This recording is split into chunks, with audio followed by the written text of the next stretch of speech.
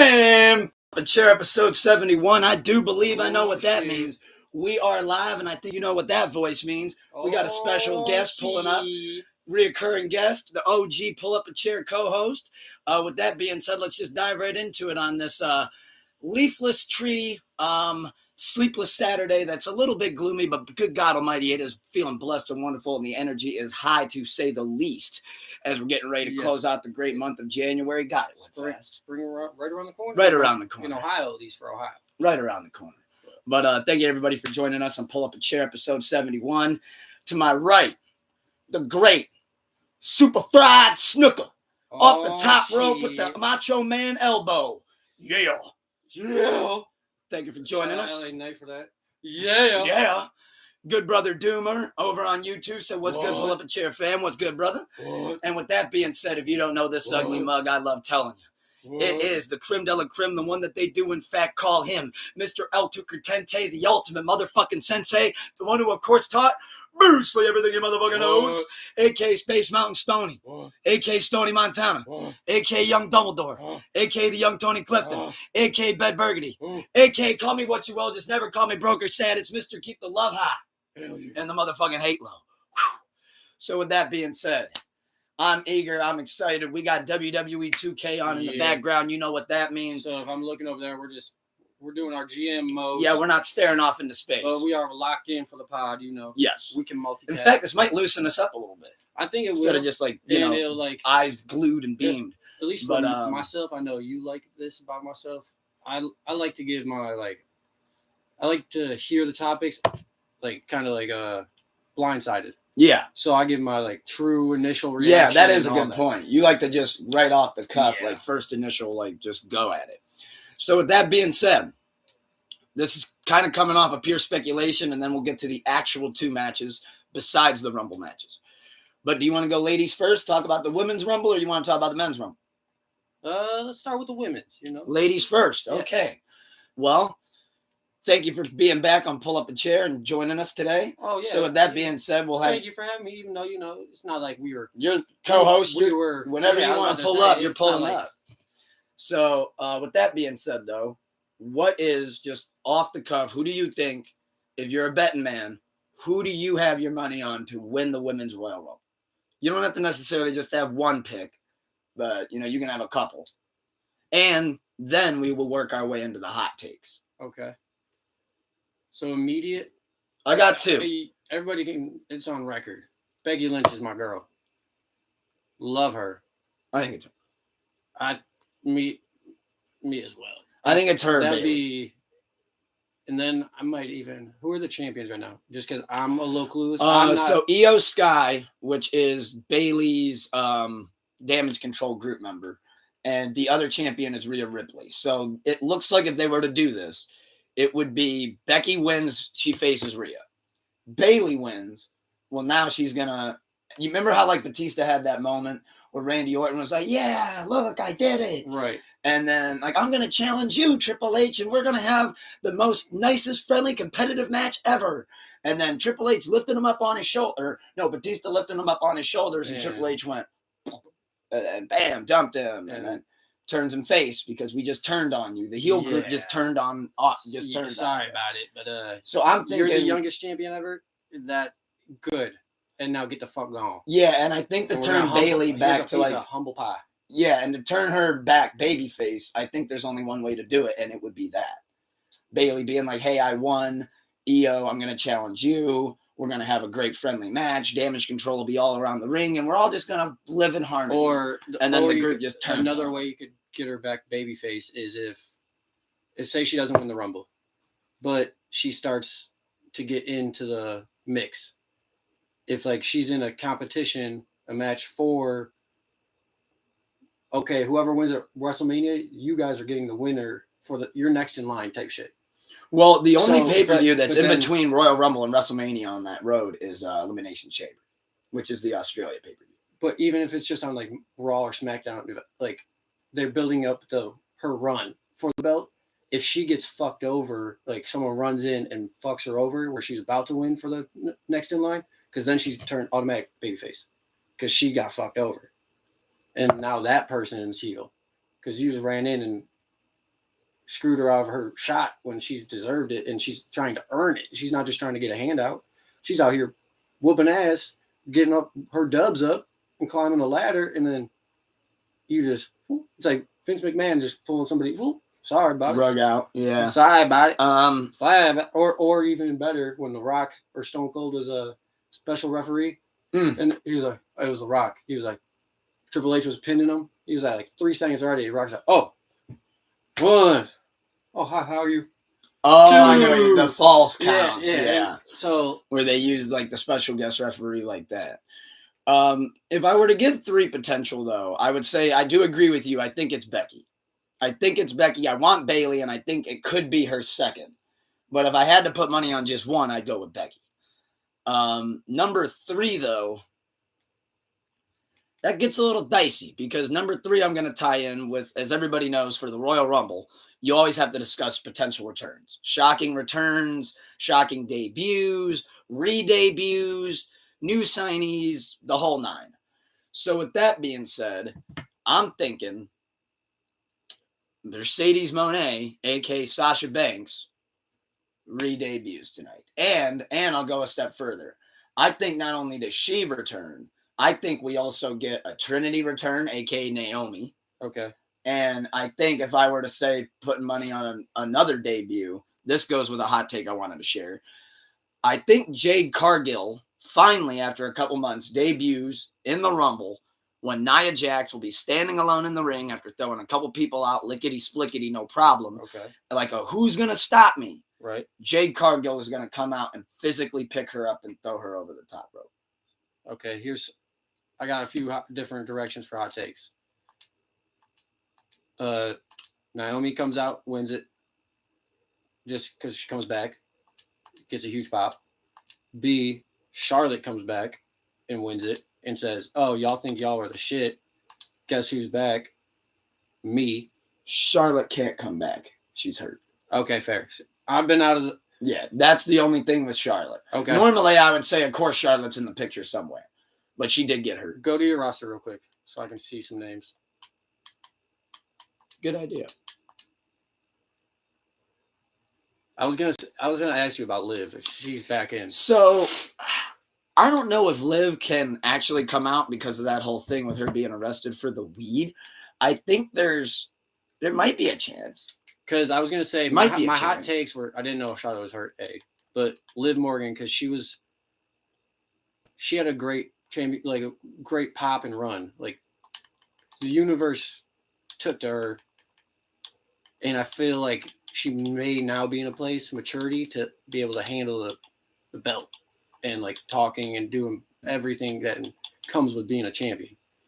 Because there's some great champions, but if you can't talk on the mic or cut a promo or call somebody out properly, like you're holding it on the tops. Because they just can't have bad promos, bad call outs, no, a champion that can't talk unless you're Gunther. Like... But that's like his whole identity. That's part of his identity, though. Gunther is the Russian, the Russian, or the Russian wrestling machine, or whatever the fuck he calls himself. The Russian like robot. Just he goes in. Yeah, he's a machine, like you said. So it's like his part of his character is like he just comes in, whoops ass, goes back to Russia. Like he doesn't. His character is part of not talking.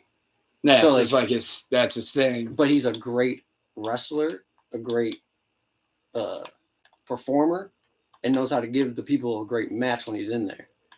So at the end, he doesn't have to cut a huge whatever. And then his call-outs, he'd be like staring at people. Like, you got Gunther. Gives that stern-ass little look. It's like messing around in like middle school and shit, and like back of science class, and like you're with your buddy, blah blah. Teacher's already told you like twice, like, hey, come on, I know y'all are gonna fuck around, but like, hey, everybody, listen up. But then they just hit you with that stern, like quick, whoop, that glance, and it's like the death stare. That's what Gunther hit you with. He's like, oh fuck, Gunther gave me the look, bro. Oh, he about to tear my left leg off. He about to start putting my right arm in a soup. He about to eat my eyeballs. Like, this man, why is he looking at me like that? I don't know. I don't like it. I'm not ready. Yeah, somebody come help. Somebody. Gunther, no, please stop it. Gunther. And then you say a special word and he triggers into a wrestling machine. But also, hot take. Well, I was gonna say Lita. I think she could return. I think she comes back. She has I could see her having a moment in the Rumble match. Same thing with Trish. I think Trish would be. I don't know about the. I could see Michelle McCool. What hot take? Start the Rumble with Lita and Trish because they're too old to like.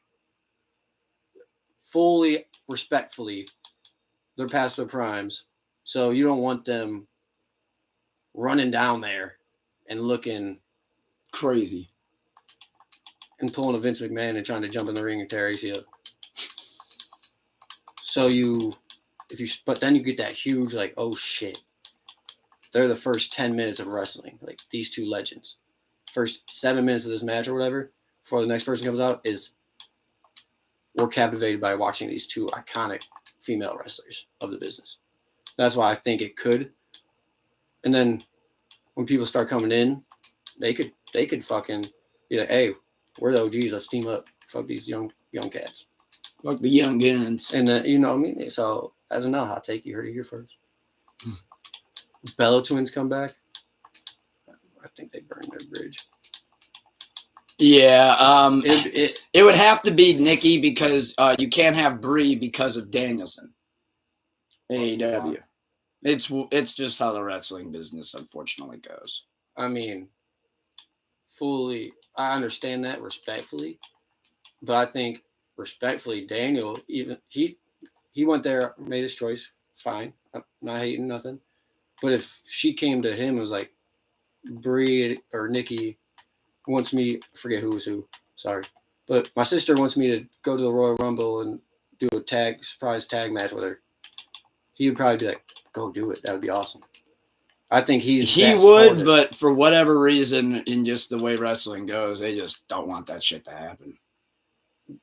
They don't. But now it's a new day. It's a new day of wrestling. Shout out Kofi Kingston. And a new day. It's a new day. Yes, it is.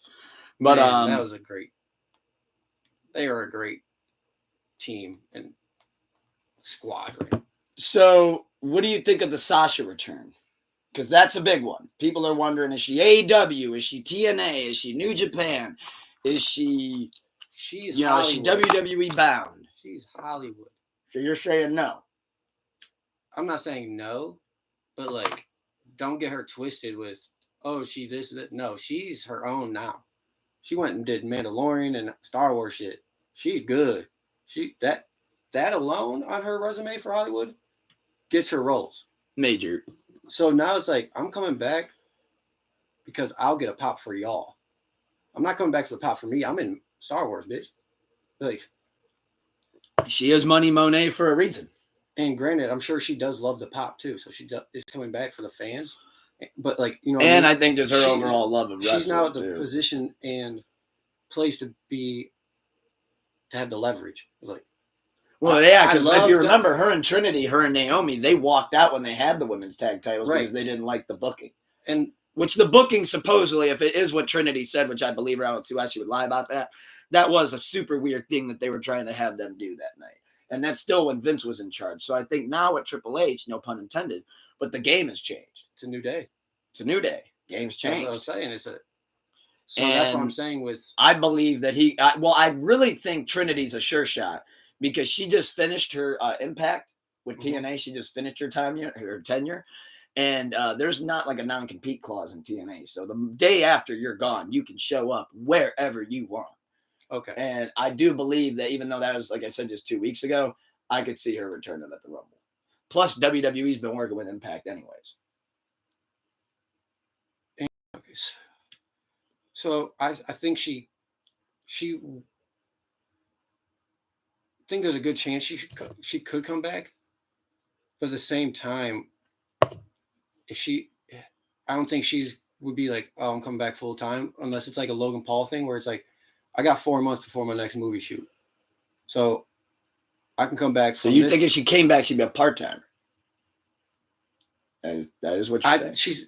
Once you go to Hollywood and get those movie roles and you see those checks coming in, it's hard to. And she's in her prime for Hollywood's movies and everything. Like she's. I just feel like she might.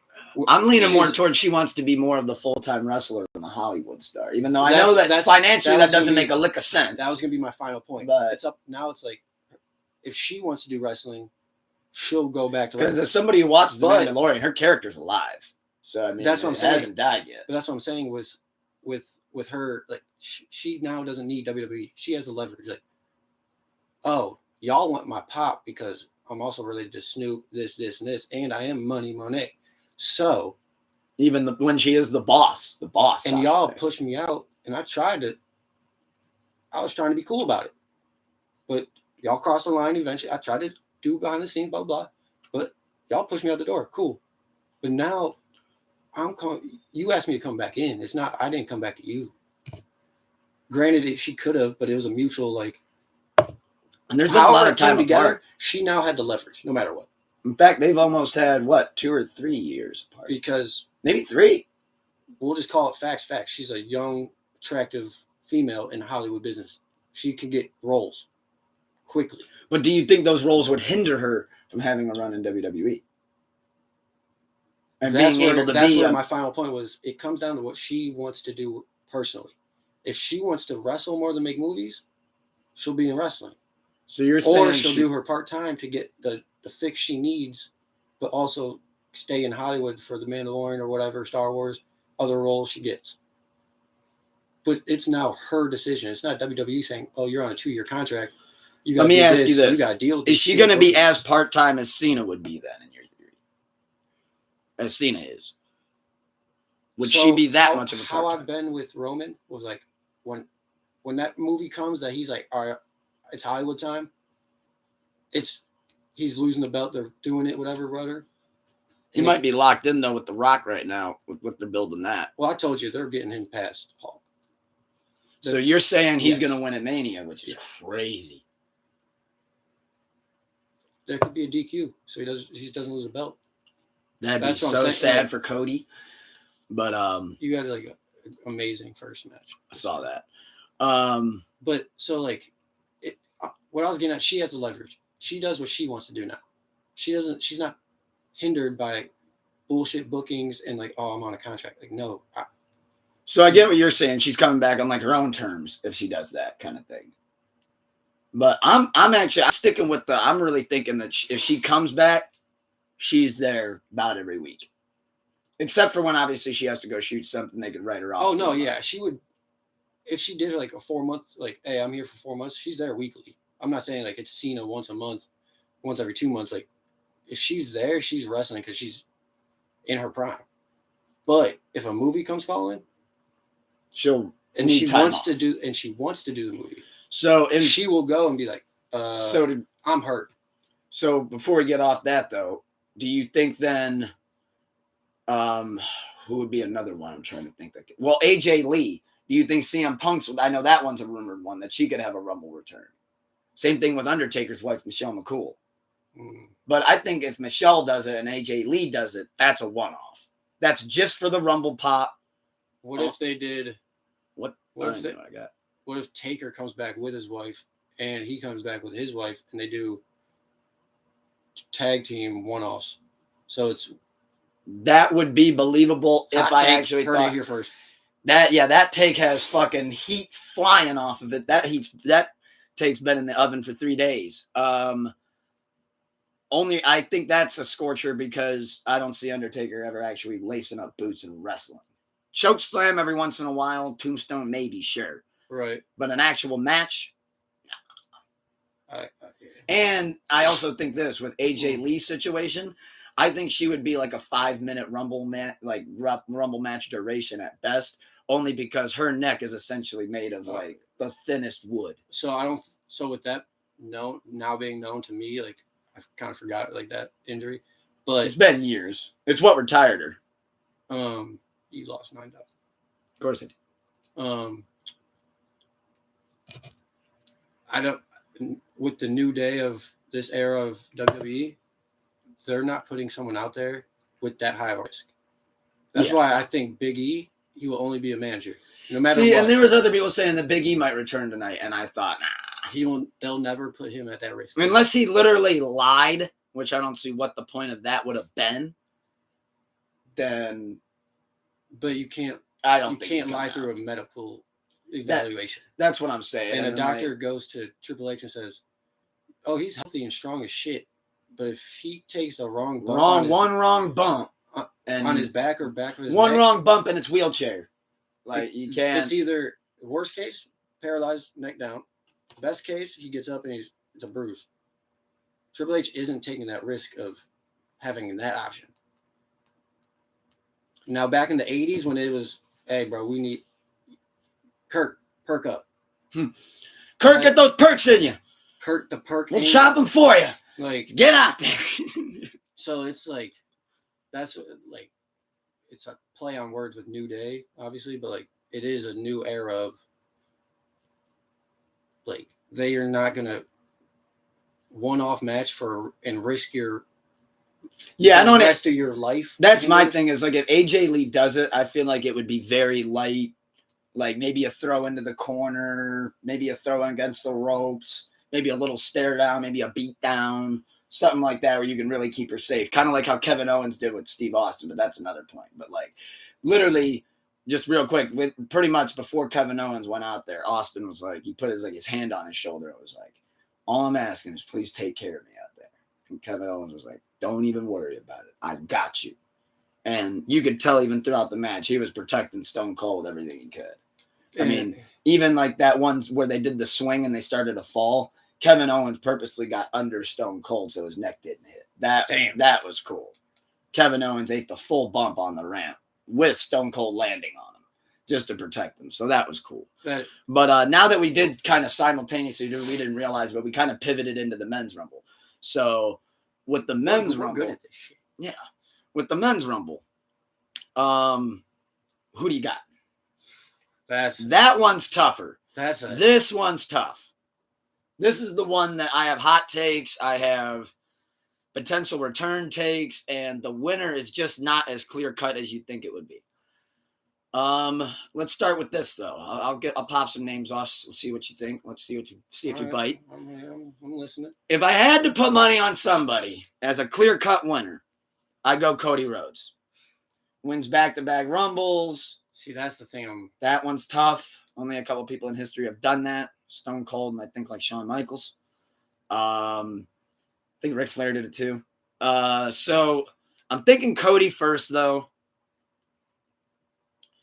Second, I'm thinking CM Punk. Okay. Oh, okay. Third, now that gets tricky. That gets real tricky. My third pick is only an exception. If The Rock actually returns and enters the Royal Rumble match, then my third pick is Dwayne The Rock Johnson. Yeah, that's who. If he actually returns in the match as an entrant, yeah, I got The Rock. But if it's Cody, but now see, this leads into my take. I need to activate your memory, and I think you should remember this, no problem. Do you remember at the Royal Rumble, I believe it was Royal Rumble 2005, when John Cena and Batista went over the top rope at the same time? We're not going to talk about Vince tearing both quads and all that shit. They literally, like... That was an accident. Yeah, the announcers were literally like, we don't know. Like, should they both go back in? Or or they both... Who hit first? Who... And they pulled up. That was like the first time WWE pulled up instant replay. Yeah. Like, they were like, And they were actually looking to see, and they freakishly land at the same time. Well, then I thought of another thing, though. There was another Rumble controversy, and it gets swept under the rug because of how crazy that one is. Right. But in the year 2000, Rock was supposed to win the Royal Rumble, which he kind of did. But the catch is that when him and Big Show went over the top rope at the same time and tried that spot, Rock's feet actually did touch first, so they botched it. And it actually went so south at the time, which of course we were too young to remember. But when I looked it up, there was actually media backlash at the time because people were like, okay, we get it, it's fixed. But like, dude, he clearly landed first. Like, what the fuck? And it created so much outrage that Vince was like, we're going to make it an angle. And Big Show was like, no, like I didn't lose. And they turned into a triple threat match at Mania. And do you see where I'm going with this? So what I'm thinking is Triple H might try to be smart. And if you're going to do this with anybody, Cody Rhodes and Punk might be able to pull this off. I'm thinking they're the last two in the match. It's a who the fuck is going to win. And they go over the top rope at the same fucking time. And then on Monday Night Raw, it's going to be like well, who won? You know, what the fuck? That would be wild. And I think what it's going to result in is Adam Pearce or whatever being like, well, you both won. Who do you want? Like, you know, you can take Seth or you can take Roman. And I feel like either they'll pick different or I think they'll do what my plan, my take, which is they're going to both challenge Roman. And Roman's got to deal with them both. Oof. So when would that... When's the final payoff? What's the progression? So between now and WrestleMania. So Rumble winner would be, or is it interference? Both. Rumble winner is Cody and Punk. They go over the top at the same time. There's no clear-cut winner. And then it would be what happens at Backlash or elimination? Cody versus Punk. To see who goes? No, just in general, like Cody versus Punk, just to have the match. Because now they're going to have that triple threat against Roman.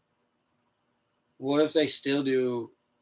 Or, hold on. Or you could have Punk and Cody tag team to see if they could coexist, as they love to do, and have them face Solo and Roman at Chamber. Or what if they do at the Chamber because they both went out at the same time? Now it's you two and four others are fighting in a 6-man elimination for the chance. Wait, say that again? So they both go over, same time, Rumble. Mm-hmm. So now Elimination Chamber, Triple H goes, okay, yeah, you two are contenders. And now we added 4 other people in the 6-man elimination. And 1v1. Whoever wins gets Roman. Like the last 6 people that survive? Or like the next 4 best contender. Like, you know what I mean? It's not just like a bum good guy. But it's like, oh, this guy should... You might have something there. You might have something there. Because then you could throw in like... Well, here's what's going to back your theory. So you got Drew in the Rumble match, who's a megastar right now, obviously. Then you got fucking Cody, you got Punk.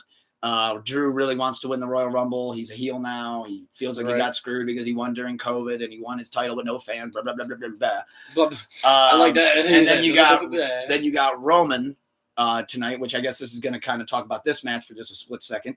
But you got LA Knight versus Roman Reigns versus AJ Styles versus Randy Orton. So then obviously Roman's going to win. So then you would then have what I'm thinking is Randy, LA Knight, AJ Styles. So that's 3.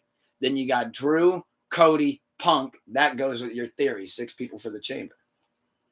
That would work. You got I think the Chamber is going to happen.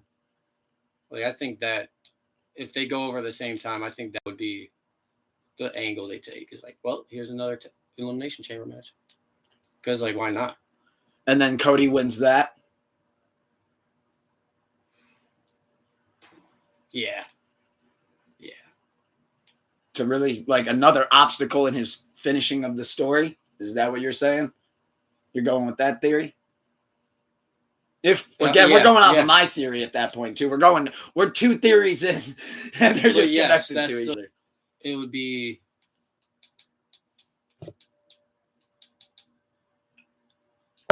Yeah, because I think Cody is...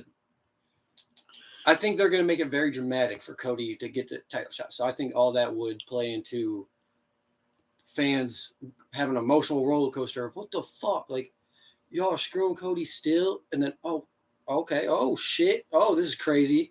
And then he wins. He's like, oh, let's fucking go. He has so much momentum. He's going to beat you. Then he loses to Roman because he's taking the title for 1800. You're talking about a complete deflation of him at that point. That's nutty. Who do you think though? So, who's your winner though? To go back to that, so I gave mine. I got Cody. I got Punk. I got The Rock. Whoa! Given everything this week, you think Brock? Yeah. Somebody get me the fire extinguisher for that take. Hot takes. All right, who's number 2?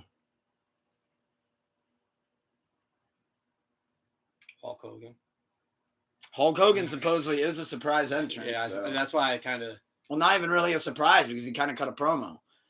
I don't want to see that old decrepit, and I'm sorry, but I don't want to see this fucking that's guy. That's how I felt with when Ric Flair went to AEW. And I literally told you, bro, this is like full respect. At some point, it gets uncomfortable to watch these old guys. And I told you, I was like, bro, like, he's going to go out there and woo twice and be out of breath. Like, no disrespect, but it's just, you're older. Like, and it's like Hogan, your back is made of sawdust. Fucking stop. I watched the first time when Rick first came out the first time and he literally walked out. Whoa! Slapped one, and it was like a good slap.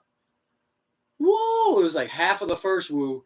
The second slap was like barely contact. Yeah, and then it was woo, woo, woo. And it was like, oh. It's like, are you trying to catch your breath? Are you trying to woo?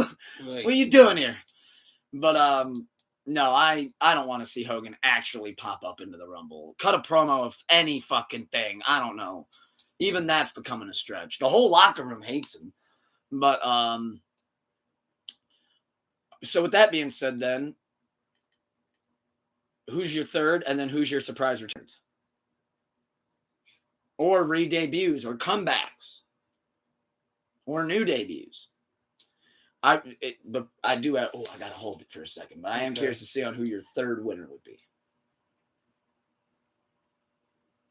And we already said that if The Rock comes back, we both mutually agree. Yeah. So he's. That's like an exception. And now we're 1A. Yeah. Or 1B, I should say. Fuck.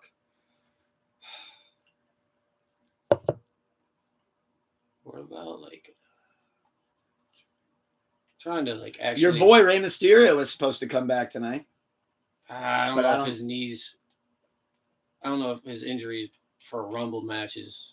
Well, I think he might... I think he'll be in the match. I just don't think he'll, like, do much. Like, I don't see him winning, is what I'm saying. Right. I'm trying to jog my memory of names because I haven't watched in like a month and a half, so I'm kind of out of it. Don't forget, Damian Priest still has briefcase. Yeah, fuck off. So that's something to know. R-Truth. You think Truth? Judgment Day Truth? Surprise. That'd be fucking nuts. You were bringing the hot takes today. I love it. Content.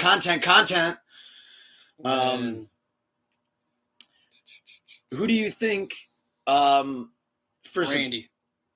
So you're thinking he loses to Roman because as far as the card goes now, it looks like it goes Women's Rumble, then Universal title match, then the US title match, then the Men's Rumble. So somebody who loses against Roman could re-enter the Rumble. That is a very possible thing. So you got Randy as your third? Yeah. Okay. So with surprise returns or new debuts, signees, comebacks, all that stuff, who do you got coming out? I want to start this off, though, by there's a take on the internet that got me going, and I didn't want to fall for it, but damn it, over this past week, I kind of fell for it. So do you remember how we talked about before the bidding war of 2024 with MJF? And he talked about, leaving AEW if they don't offer me, pretty much whoever has more money. Yeah. That's what he's leaning towards. I know that's kind of part of his character, but he genuinely said in an interview, I am being 110% serious. I want to be successful in what I'm doing. And I want the most amount of money for it. And he said he dreamed of WWE since he was a kid. So with those things being said, catch everybody up. At the end of last year, at World's End pay-per-view, literally, MJF went out in a nasty way. Right. And it looked like it almost looked weird. Like, damn, what'd he do to you? And like he went out, Samoa Joe buried his ass, fucking beat him, won the title. Adam Cole comes out, does the injury angle, skedaddle, skeet. Get going. Get on. Yeah. Go on, get. Yeah. And shoos him out of the company. And then they immediately cut a promo on the week after in Dynamite to kick off the new year. Of like, oh, MJF is gone. We're never going to see his face again around here. Right. Trying to make it seem like they weren't the victim. Yeah. Or they were the victim. And then about a week and a half ago, it came out. That supposedly MJF had not signed a deal yet with AEW. He hasn't re-signed. Apparently, they were leaning towards, like, he was going to re-sign with them. But supposedly, according to the report, Right. that deal fell through. The talk fell through. So And then now, as of this last week, the thing that kind of seemed a little bit crazy was when I believe it was Seth Rollins on Monday Night Raw, or somebody was cutting a promo, and they mentioned, I got to step up my scarf game. And everybody knows that MJF wears scarves. And I'm thinking, what if MJF has like the AJ Styles pop and he comes out at the Rumble? He's not winning the Rumble. Though. No, he wouldn't win. But we're just talking about surprise returns at this point.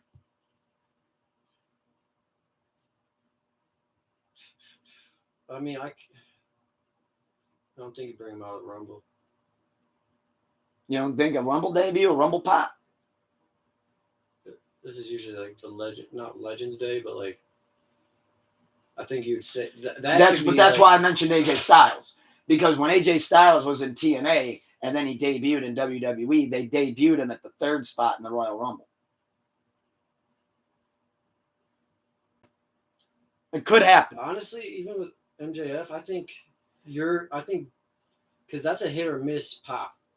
They're either gonna like him or the stands are going to boo him because he's from... And as AJ Styles said in his documentary, that he had to get used to something, because in TNA when he walked out, he's stone cold. In TNA when he walks out in the Wolfstein Center, he's stone cold. And now you're a whole new... But then when he walked out in WWE, you have to then factor in, there's going to be people in the crowd, I swear to God, and then this is crazy to say it. But if MJF walked out and his music hits and boom, there he is. Immediate boos. Not even boos. There's going to be people in the crowd going... Who's that? Literally though, that's why do some people care so much? Who is that's that? Why I think his debut will be a Raw or SmackDown to see if it's a. All right, are we gonna? If you get a good pop on Friday or Monday night, then we can keep this train rolling. Then we can work with it. But we can't. If you go out at the Rumble and they cut your head off, there's no coming back. Like. It's like, oh, they don't like you. Sorry about it. Like, we're going to have to really build this story in right quick. We got to rewrite this because we got to win the fans over now. And that's the hardest part. So if he came back on Monday or Friday and it's like 70% good, 30% bad, then it's like, all right, we can build it up. We'll work with them. But if you come out to 80% hate after your first walkout to... Well, I think they would rather that even than just they'd rather that than for people to just sit there and go, "Who is this?" Oh yeah, rather than that. Yeah, rather than that, that's like, what the hell? But okay, so you mentioned something though. You mentioned the legends. What legends do you think could possibly pop up for a one-nighter or a short run return? Rock, Cena are good options always. I don't see Cena in the Rumble. That one I can't picture. I think it would be better for him because he looked, not saying he looked rough in his singles matches. Like when he came back to have, who'd he put over? Solo? He didn't even put, he put him over. I'm sorry, he put him over. But like, obviously we know John from his prime. But like you could tell he doesn't, when you're watching a 1v1 match, you see the little kinks and hinders. So in a Rumble match, you got 3 other people to look at too. So if he has a little mishap or like he need a little breather in the corner, he can go get it. That's what I think it would benefit him more to be in this match. And like that pop is always going to be electric. Bring him in at 28, 29, fuck it, 30. Yeah, I mean, crowd goes nuts. Cena goes to get Roman at WrestleMania. I think I could see. Oh, what if that's it? That's a hot take. Cena comes back and says, "All right, you're the head of the table. Remember, I helped build this brand up. Hold on." So speaking of the head of the table, I think somebody else that sits at that Samoan table might pop up for a one-nighter. Rikishi. Oh, Rikishi. I know. I only got so. You know why? Because if he gives Dominic Mysterio a stink face, that crowd will lose their fucking mind. I'm all in just for that reason. that crowd will lose their mind. I'm all in just for that. So reason. that was actually a take I just thought of off the cuff. I'm all in just for that reason. I just don't know what type of shape he's in. Oh God, probably just enough for a stink face, then throw him over. Well, that's what is like. If anything, that. I mean, it wouldn't be I'm not saying he's a fat. He's gonna hang around. I'm not saying he's a slob and just. No, I think if anything, it's just for the stink face. But then you have like Dominic fight Solo, and then Rikishi comes out at the end after they're whooping his ass, and he comes out just for the stink face. If he's just doing a stink face, he'll just be in the front row and be like, "Hey, come on." Now that could be funny if they did that angle. And then he drops his pants and and like that would be dope. Hey, Triple H, come get me, man. Who are we thinking? What was I gonna say? So Rock. Legends wise. Rock, Cena, you said Rikishi. It's hard to picture them all. It's like I wish I had them in front of me. I mean, are we counting Randy? Are we counting Randy? Like, well, as always, though, they like to have like the gimmicky legends too. So it's like, who are they going to bring out as just like a joke? I got a hot take. He is in the back. He's a producer. Why not have Shane Helms put on the Hurricane outfit and come out there? Oh, God. Come on. If that crowd here, stand back. There's a hurricane coming through. They're going to lose their minds. I know I'll lose my mind. I think why not? Have him come out there real quick like a Santino and just be a joke. It would be hilarious, funny type shit. But what if most of the crowd is like, who's that guy? Oh, like the newer crowd? That's where I'm like, I think that he had the Hurricane he might had a run that was. But for the Hurricane, I think they might just want to pop the stands. Like what I mean is like just pop us. Like shit! I think they would activate a memory. Last they would like. You got Shawn Michaels in the back too. You bring back Shawn before fucking Hurricane. He don't want to get in the ring again. He's too happy running NXT for a funny ass gimmick and come out and. But no, see that's what I mean though. But for a funny gimmick though, I'm talking like Hurricane, Boogeyman. How old? But like he's not young anymore, so it's like he put on the green face paint and the mask and the suit. Nobody's gonna know. But what are they like? A funny gimmick? You gotta be running around moving like. I said, I think he comes out, he runs into the ring. They'll use the Miz for that gimmick, if anything. I think. No, I think you're missing what I'm saying. I'm talking like Hornswoggle, like that kind of shit. Boogeyman, then. Yeah, something like that. That's really what I'm saying. Like completely just, they're going to get in the ring and be thrown out in 30 seconds. They're just meant to be like, oh my God. R-Truth. No, he's funny just in general. Yeah. He's just hilarious. I love that they've had him like reemerge. He can come out there and not say a word and he's funny. Like, that's just like the crowd will laugh. Like we love Truth. What about before we close off with the Rumble though, because we do have the other two matches I just want to mention real quick. So to close off, who wins your women's and who wins your men's? Women's Becky, so I got three. I'm taking Becky if you told me to put some money, like $5. Don't bet your house now. Mm-hmm. I'm super fried. I'll never tell you to bet more than you can. I'll agree with you on Becky. I'll also throw in, if not her, Bailey. Who? If not her, Bailey. Okay. I was going to say Becky, Bianca, or fuck.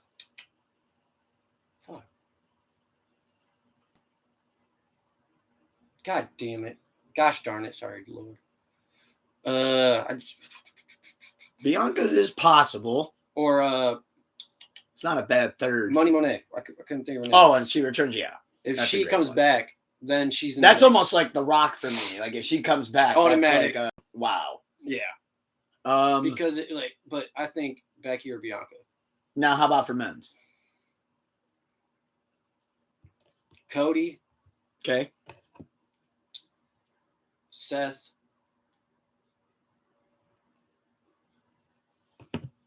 Randy. Cody, Punk, Rock, or Drew. Just give me Drew. Okay, then obviously Rock if we both agreed. And then that's obviously if Orton loses. And then if Cena comes back though. You got throwing him in the mix? Yeah. Okay. But if he's a late entry. So later entry. Leading in off your Orton take. So tonight, for the Universal title, Fatal 4-Way. LA Knight, yeah, versus AJ Styles versus Randy Orton versus Roman Reigns. Belts on the line. Who do you got? I got Roman. Clear as day. If somehow it's not Roman, I would say Randy, though. This is the... Because then if it's not Randy, or if it's Roman, it would be Randy, and then Cody would face Randy at Mania, who also brought him up under his wing. So, it's regular triple threat? Yeah. No falls count anywhere type shit? No. It's just regular Fatal 4-Way rules. Regular degular. Randy by disqualification, so he doesn't lose the belt. You mean Roman? No, because the Usos are gonna... No, so you're saying Roman would win He would keep by his DQ. belt. He would keep his belt. So he would get disqualified. Because of the Jimmy, Jay, or Solo, or even Wise Man fucking around too much. But some kind of interference to where if he was about to... So technically Roman didn't win, so he lost that match, but he didn't lose his belt. Because this is one of the few matches ever on his title run where it's a more than 1v1, and he doesn't have to be the one pinned to lose the belt. So the tribal chief, the tribal town will run the fuck out there and beat some ass. Make sure you get him disqualified. It's like in football. If I'm a corner, I'm getting beat, and this dude's wide open for touchdown. Fuck you. I'll take a 15-yard penalty. Coach, I know, but I saved us 6. He was scoring, coach. Like, option A, they score a touchdown. Option B, I take this flag. So it's like, I think that, because then it builds up the drama of, oh, they fucked Cody over. He was about to pin him, or he was about to hit his move, and he gets hit from behind with a super kick. Well, if you know what I mean, I think clear cut Roman, but if anything fancy does happen, I think it could be something like that. But I think this maybe. I think, but I really think I'm heavier on the DQ side because I think they're going to start showing Roman's. Well, they have kind of been showing his weaknesses over the past 8 months. They're starting to show chinks in his armor. Yeah. So I think this match is going to be like, oh, he was going to lose. By the way, that'd be weird if they found what you said in his armor. But continue. Clinks, it's chinks because your armor chinks up because of things. Oh, I just thought that was a derogatory term. No, I mean it is. People. They're made out of chain link metal. Gotcha. But just wanted to clean that one. Hey, to be fully honest, I could be wrong and you could be right. Where my mind went does not need to be explained. But I thought it was because it's a. Yeah. But neither here nor there. But I think this match would be one where you could have Roman being shown as like the not alpha, like showing he can be beat, but then he gets saved and he keeps by Solo and Jimmy. But so he keeps his belt, but it was like Cody. I am curious to see if maybe Jay will come out there and try to like start that Jimmy feud because I know him and Jimmy want the WrestleMania match. But that's again neither here nor there. That's, they're going to take that. Just that happens. They're going to do that just so. So to pivot into the next match then, which is last match on the card, and then we're off wrestling. But who do you think will win this match for the United States Championship? We got Kevin Owens versus Logan Paul. What do you got? I got Logan. I want Kevin, but I'm gonna.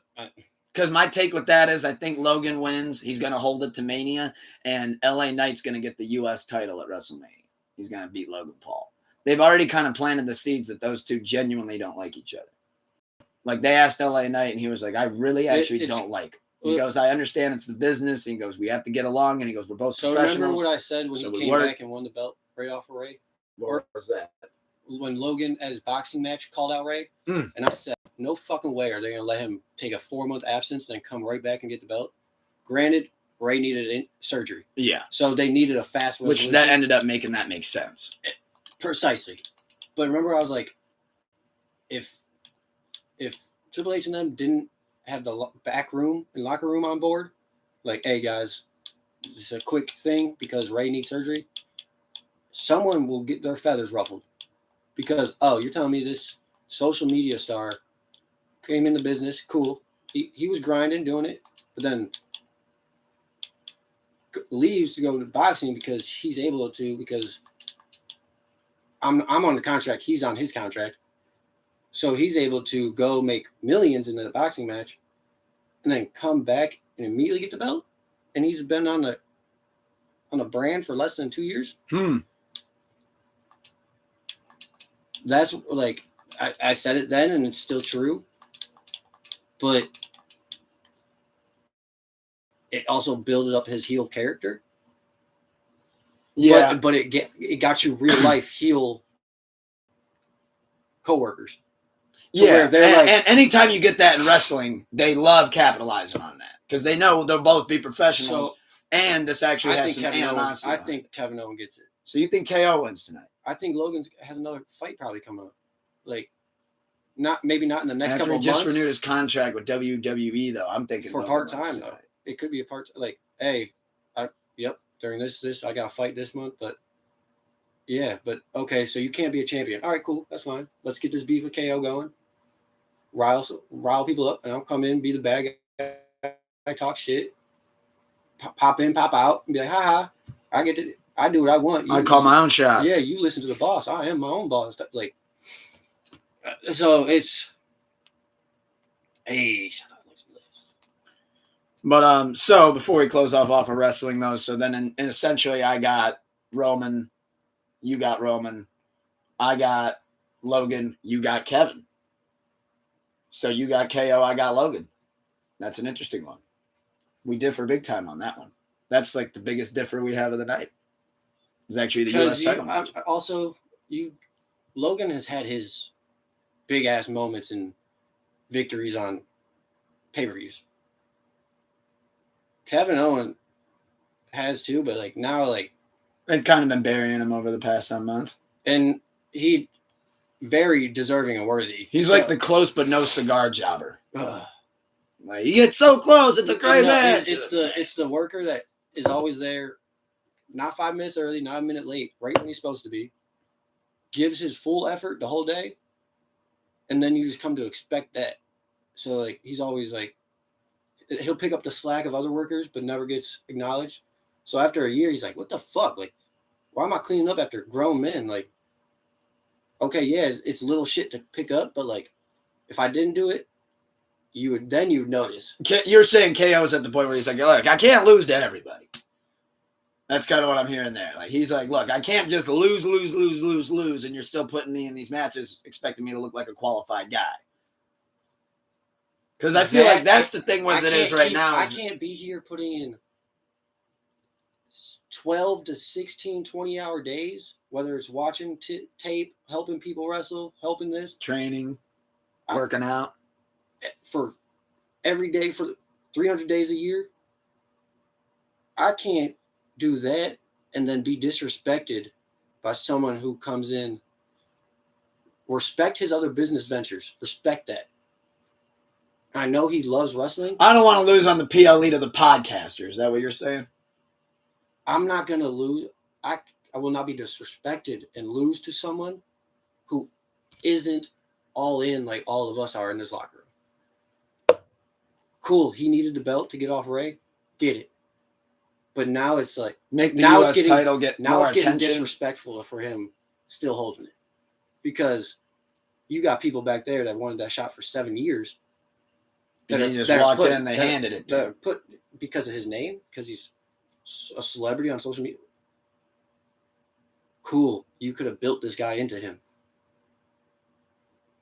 So that's where feathers will get ruffled. So it's like, it's a slippery slope. That's what, like.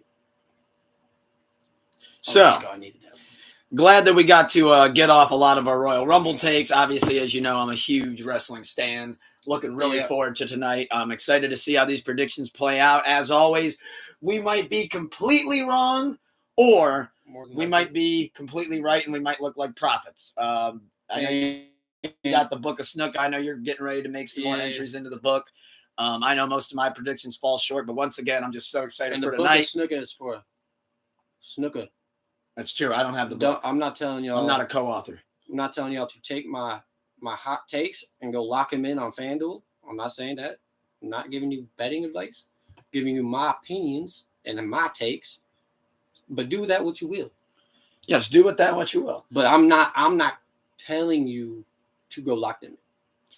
Don't hold me accountable if you make the bet and lose all of them. With that being said, and we're doing predictions on who do we think's going to win. I know it's a little early out, and they just announced them this week. So the nominations are in. Pivoting into some movie talk here. Okay. The Oscar nominations for 2024 are in.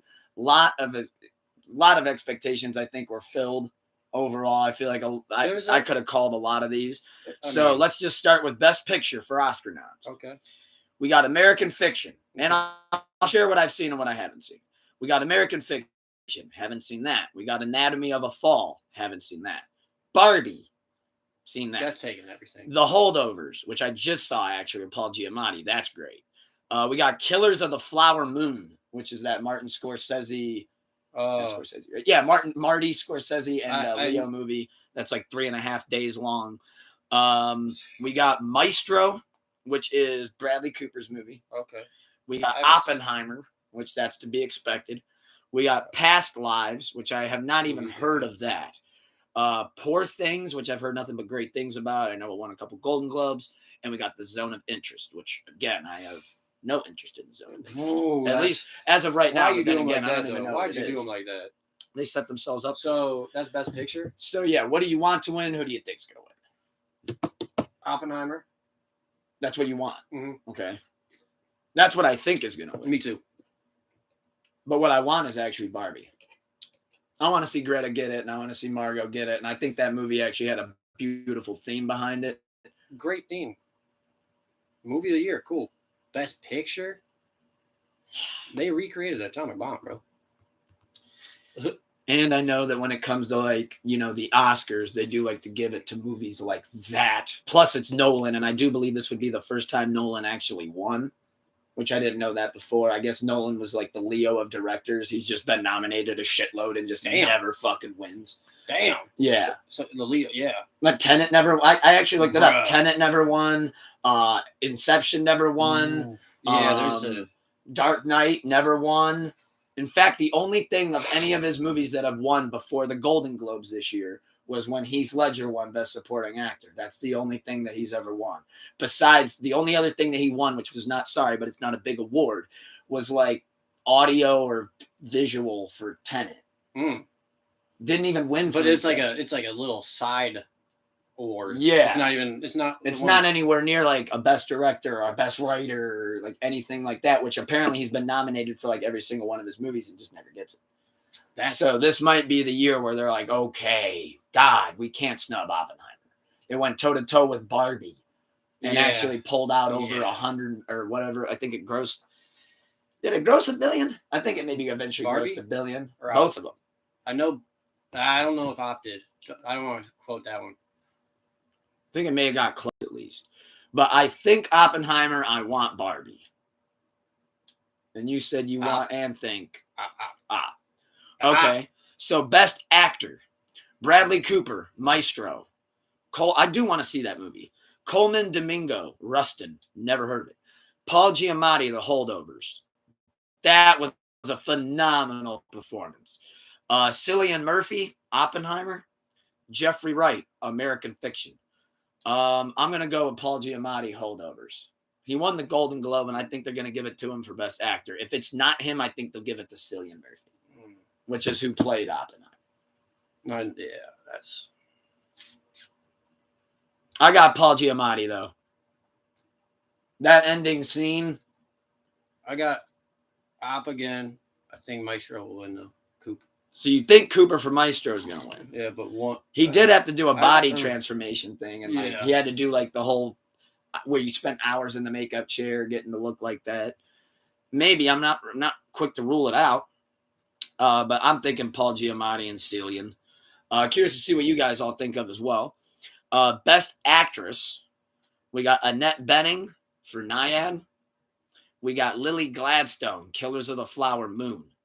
We got Sandra Huller, Anatomy of a Fall. We got Carey Mulligan, Maestro. And we got Emma Stone, Poor Things. Ooh, Emma. Wow. Now, you know I want Jules. You know I want Jules to win. That's, Family Jewels like nuts. That's a funny joke. That's fucking funny. That's a really funny joke. He said that.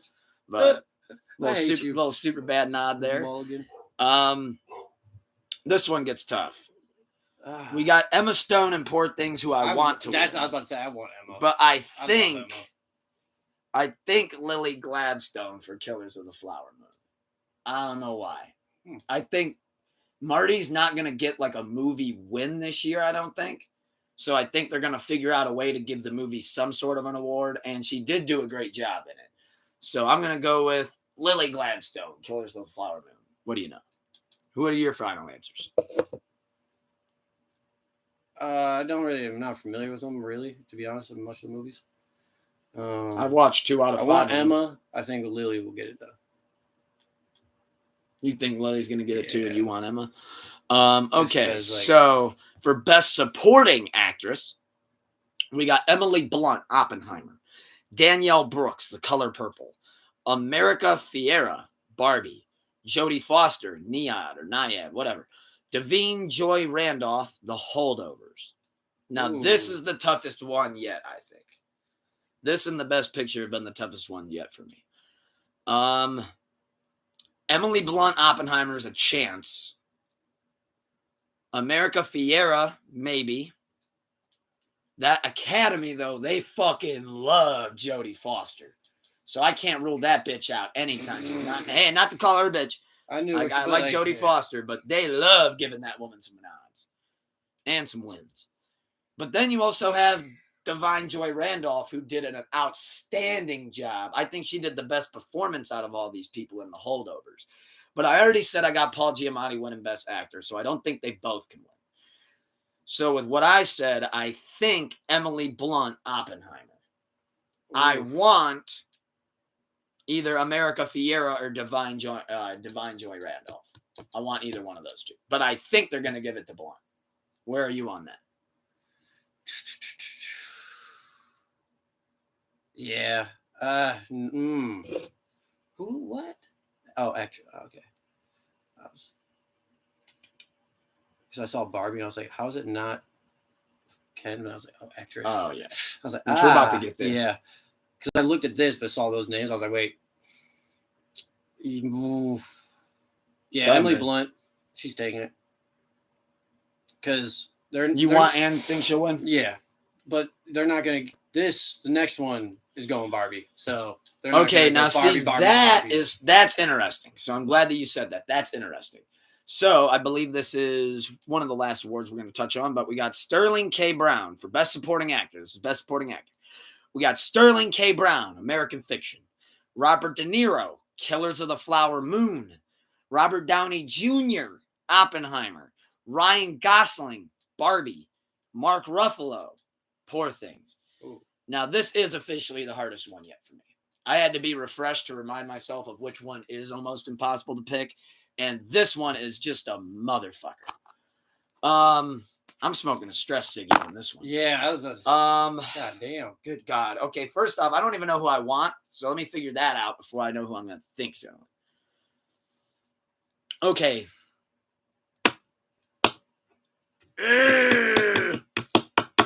I want Ryan Gosling for Barbie. Yeah. Pause.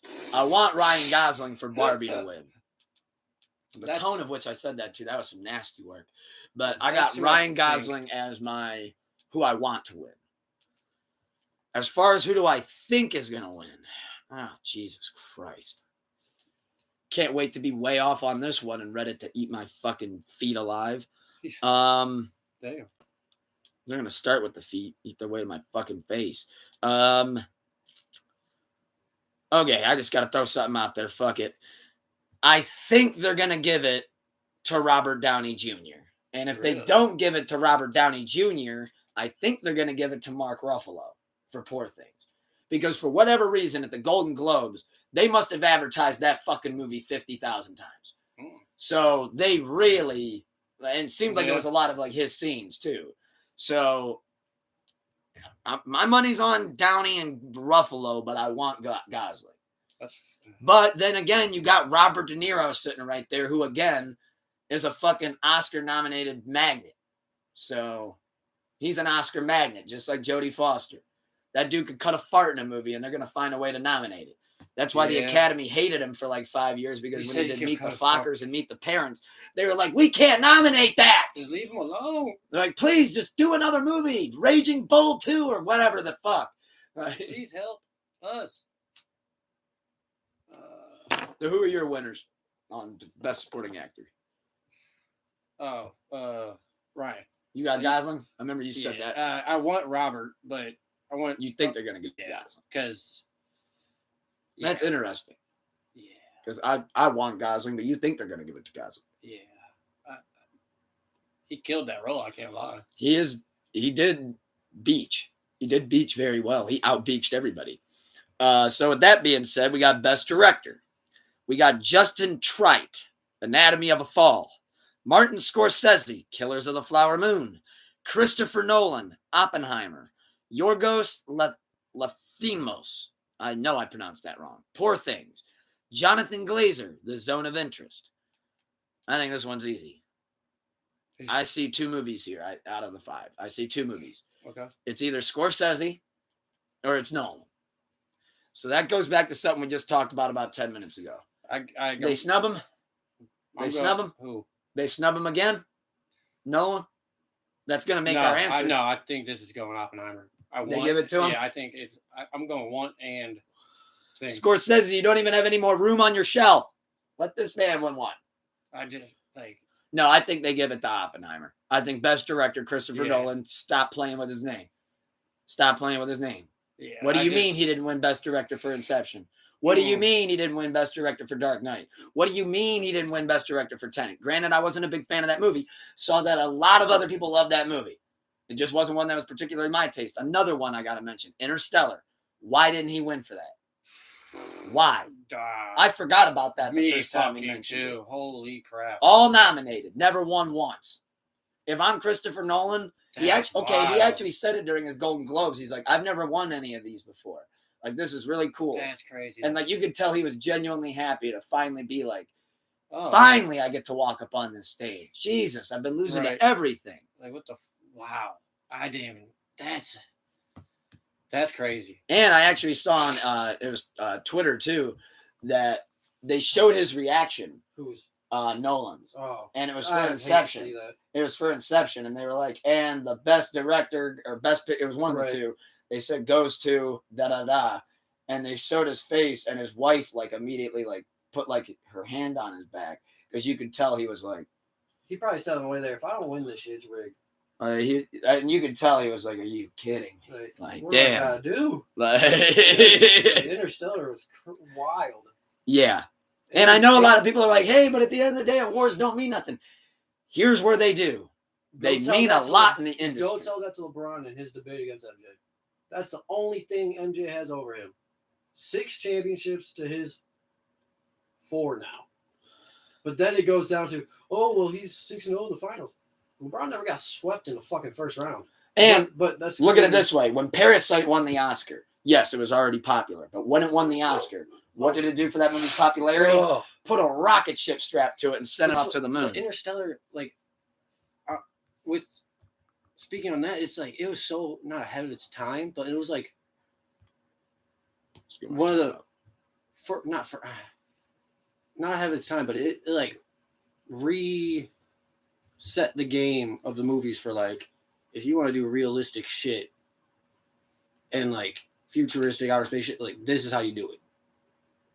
No more bullshit CGI, blah blah blah, like we're on the moon landing. Like, that shit was a wild movie for them. Like, it reminds me, like, you saying, like, them panning to him at the award show, like, him being, what the fuck. I actually like it when they do that pan shit, because it's like, I forget who it was. It might have been, it was female, but random IG clip, like, she didn't expect to win, so she was like, I'm not winning this. Like, was it recent? Probably like last 5-6 years. Oh, okay. So I'm not saying recent, but gotcha. But she was like, The other movies, it was like stacked. So it was like, fuck. So like she was like sitting there and then she's like, and like as they start saying her name, she's like, what? And like I wish I could remember. she who literally it was like basically saying like I shouldn't have won. Like Yeah. why am I winning? Like, I like that too, and people are she's like, genuinely no, surprised. that, like what the fuck? Like why? No, they were like. And I did see a clip to do a little Oscar side talk real quick. When Hanks was nominated for Forrest Gump, it was so cool because it was like every nomination new. And they were like, and best actor nominations are da da da da da da da da da.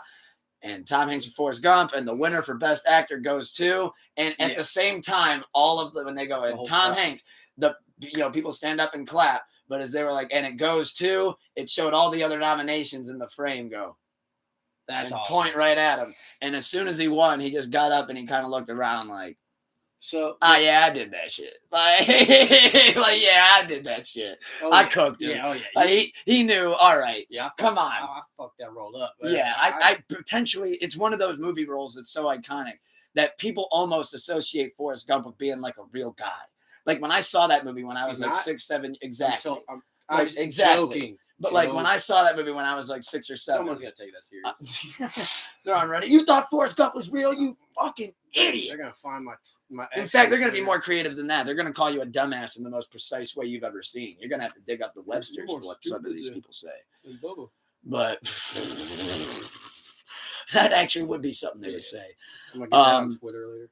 So, best animated feature, though, we got to 180 back. We got The Boy and the Heron, which I've heard nothing but great things about.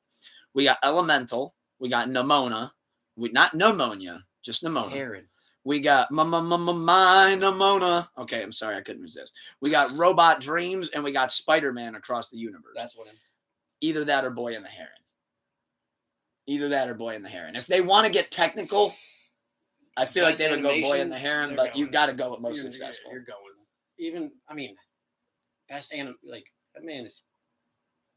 Plus, I feel like even if you live under a rock, that Spider-Verse movie crossed your radar. As long as a Spider-Man movie delivers to the audience. And people love that animated one. There's some people that think it's better than the actual live one. I'll slap the shit out of you. Trust me, it's a take that people say. No disrespect. In fact, one of my old managers actually used to say that he loved the. It was only when the first one was out, but he said that he thought that was the best one.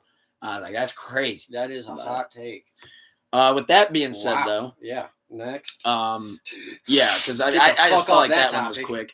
And then this one I just wanted to mention because one of my movies of last year got nominated, and I saw this little clip on Discussing Film that the crew was like waiting for a nomination.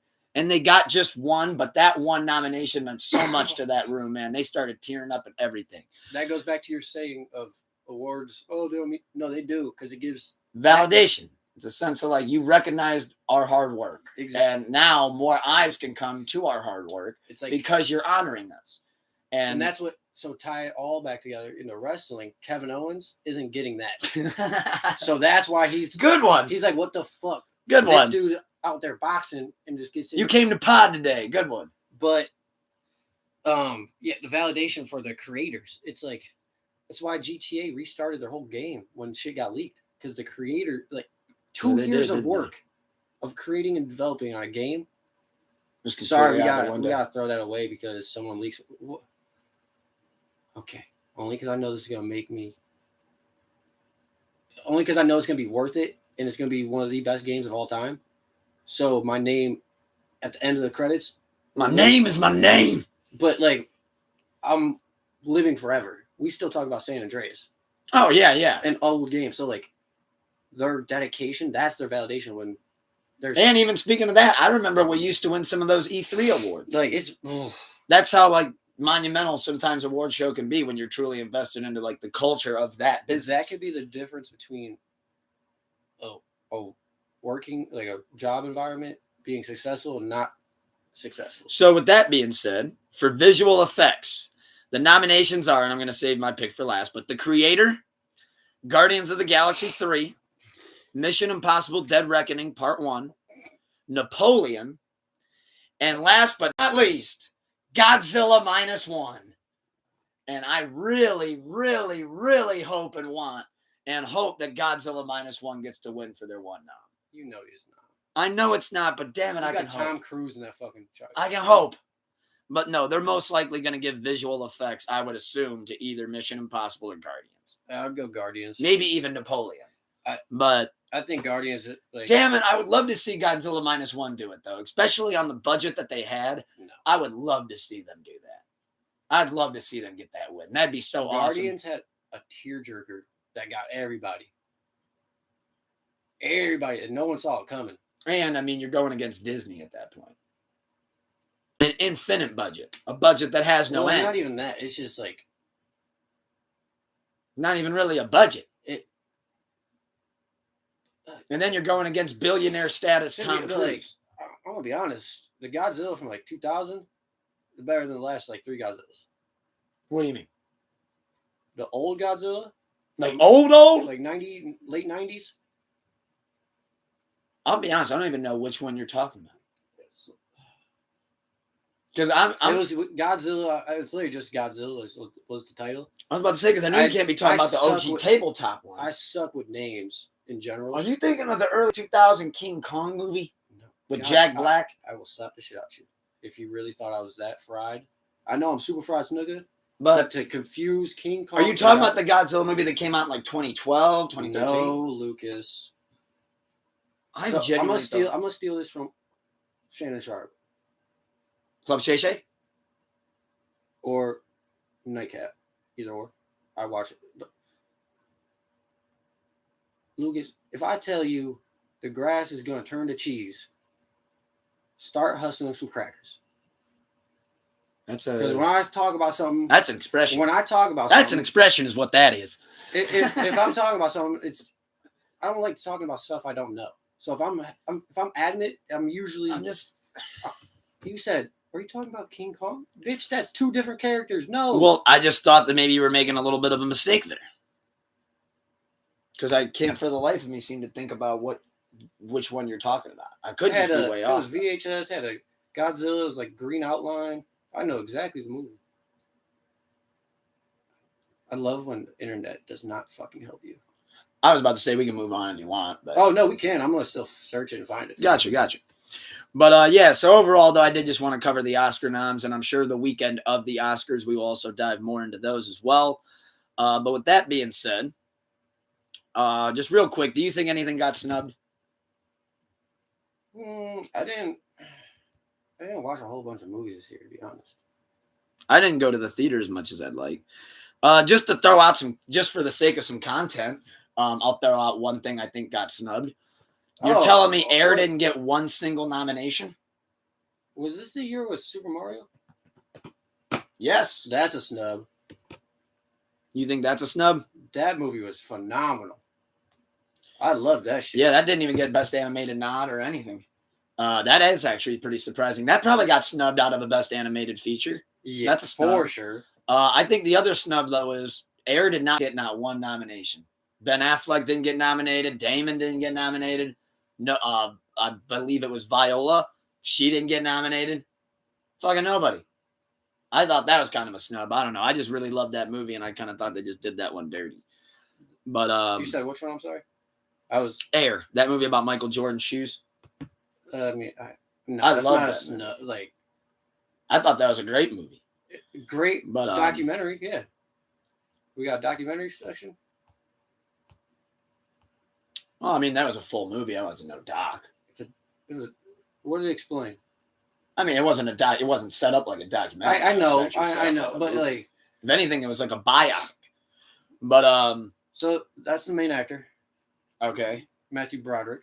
Yep. Godzilla 1998. Oh. They're in New York, I think, and they Godzilla ends up laying eggs all through I have not even seen that one. This one reigns supreme. That's your shit right there? Reigns supreme. Shit, if I find it on a streaming service, I'll check it out. But now I'm curious to see what you think on this, because we have been missing your sports knowledge. Mm-hmm. And I've been forced to muster up whatever knowledge I can. Fair. So with that being said, we got 2 playoff games tomorrow. We got an AFC championship. We got an NFC championship. Which one do you want to start with? AFC. AFC. Alphabetical. Okay, so with that being said, AFC Championship, the Kansas City Chiefs with Taylor Swift versus the Baltimore Ravens. Who do you got? Who do you got? Ballpark me the score. So let's cost some people money.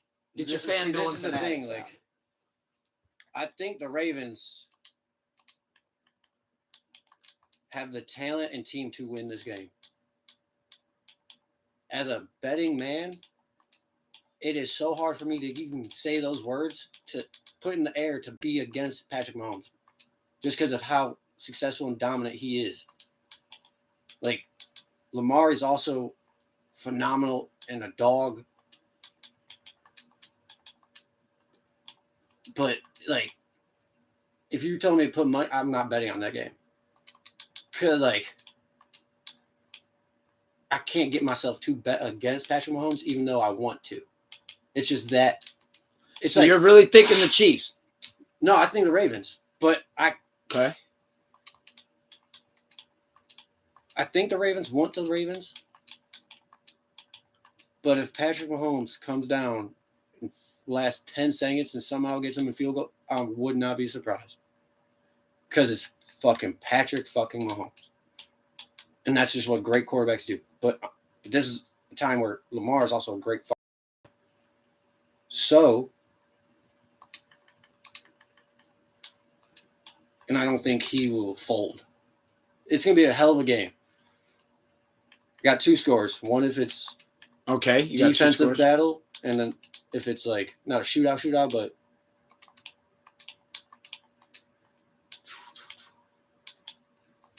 24-17 Ravens. Okay. That's a low score. Actually, no. I take that back. 17-10 Ravens, low score. And then like a 31-28 Ravens.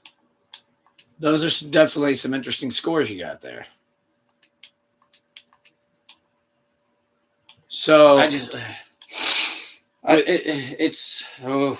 it's with me. I'm gonna say I got the Baltimore Ravens winning, but I got two takes. You gave two takes. I'll give two takes. But before you give yours, I'm gonna say I could literally talk myself out of each team just by like, if I started hyping up the Ravens, I'm like, oh, they're going. Then if I start talking about the Chiefs, I'm like, oh, they're going. If that makes sense. Like, I could, by talking about the one team, I'm like, damn, should I switch to the Chiefs? No, I'm like, well, no, fuck. We got the Lamar. So it's literally like, I'm on Ravens. That's your guns? You're sticking to it? Well, I don't even want to admit that I'm sticking to it. For me, I'm going Ravens, and I got two takes. My first one, which I'll even give a score to it. It's going to sound crazy, but hey, you gave some hot takes. I got to activate my hot take tuker too. All right, I'm going to give a hot take after you finish your hot take. I got the Ravens beating the Chiefs 31-3. Holy shit. Yeah. 31-3. Ravens just walk all over them, peck at them like vultures. Or I got a shootout. And if it's a shootout, I got 45-42 Baltimore Ravens, Justin Tucker on a game-winning field goal. Because that man can hit from 60. Yeah. That's a huge – well, but also Butker on the Chiefs, I believe it is. He can hit from 58. Not 60, but like he's next in line. Like, so, hot take. Isaiah Pacheco has been banged up. I'm not going to say hurt, but banged up. He's going to play. He's not going to not be in the game. If he runs how he has been this season, not runs healthy, but like if he shows up, that's how the Chiefs win. Pacheco has to show up. Their running game has. Pacheco would have to have, is what you're saying. No, not even a huge game. Show up. So if just be a valuable, viable. When we run the ball, you're running because he runs angry as hell. He does, doesn't he? So when we run the ball, even if it's a 3-yard gain, you're imposing your will on that defender. He didn't win the tackling. So that's how I can, how you and your dad can like El Padrino. watch the first 3 minutes of a match, WWE, and 95% of the time, he could predict the winner within the first 5 minutes. Yeah. That's me with the football games. Because it's, how I say it, it's who's going to show who is the alpha. For who shows they're the alpha first and holds it. So our defense, if Ravens come out, defense shows up, first 3 and out, gets Patrick Mahomes 1 sack, gets him off the field, a 3 and out, and then Lamar goes down to score. Ravens come back out and do it again. It's like, oh, this defense is. But if they let Patrick come back down and march down and tie it up, then the momentum is still balanced. But if the Chiefs come out and Chandler Jones is just demolishing their O-line and just grown man string, breaking through double teams, just like, I'm getting your fucking quarterback. I'm pressuring him. Whoever imposes their will and gets like the high ground of imposing will, because that's how you do it. In like UFC or boxing, they're like, take him to the deep end, like break him. Like fighters will be like, oh yeah, I knew he broke in the 3rd round. He doesn't want to fight no more. So I was just beating his ass. In football, it's like Marshawn said it best. Well, motherfuckers don't want. If I just keep running through you, hitting you in your face over and over and over and over and over, and I'm just running through you over and over, they're not going to like that. So it's literally like, I'm more physical than you. Yes, it hurts both of us.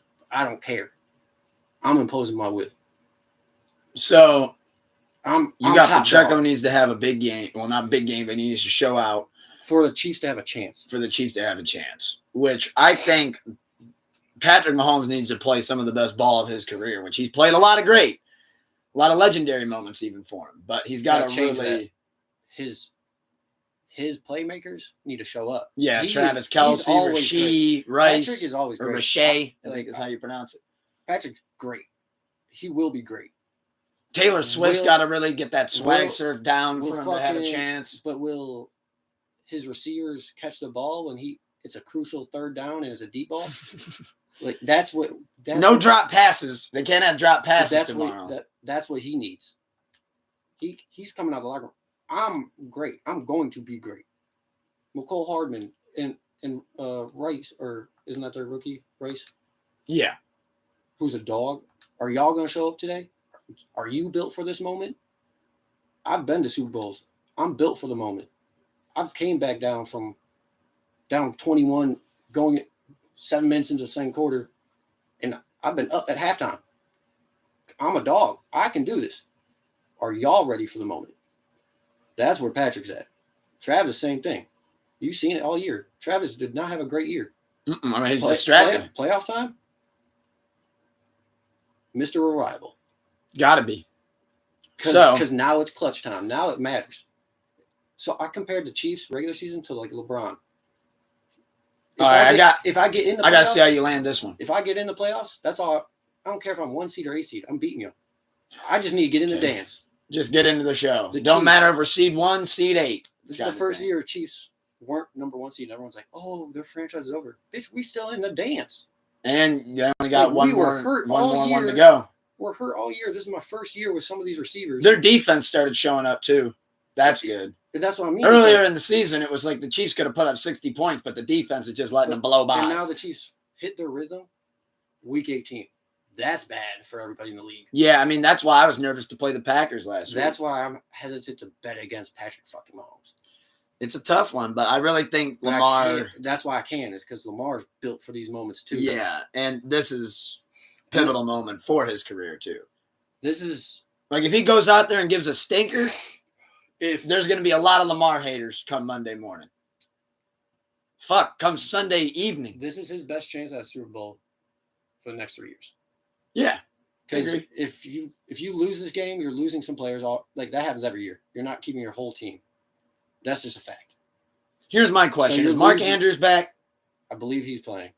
Okay. I believe he is back. So that's huge too. Yeah, I think this gets ugly for Kansas City personally, but that's just me. I like giving hot takes. That is. But taking a phone call. I'm still here though. Real quick though. Yes, sir. Well, I was just gonna say, I do believe, as far as that game goes, I got again the Ratbirds, the Ravens, just soaring right through and picking at them like vultures. For the NFC Championship, though, excuse me. I got to rock with my San Francisco 49ers. So with that being said, I'm curious to see what Doomer's got to say on this one, because I know that he's huge on his Lions as I'm huge on my 49ers. Shit, that's his hometown team, though, so I know he's even got a bigger sense of pride and stake in them. So with that being said, for the NFC Championship, the Sunday night game, we got the Detroit Lions, the Dan Henderson squad versus the San Francisco 49ers, the Kyle Shanahan squad, with hashtag Debo down there somewhere and Brock Purdy, baby. And I got to say, it's looking real purdy for the 49ers. So, for the San Francisco 49ers versus the Lions game, the score gets a little bit difficult. I do want it to be a close game. I don't want to see them just roll over the Lions, nor do I think they can just roll over the Lions. But with that being said, I do got my Niners beating the Detroit Lions. I am with that Super Bowl logo conspiracy. I do think it is going to be the Niners versus the Ravens. But with that being said,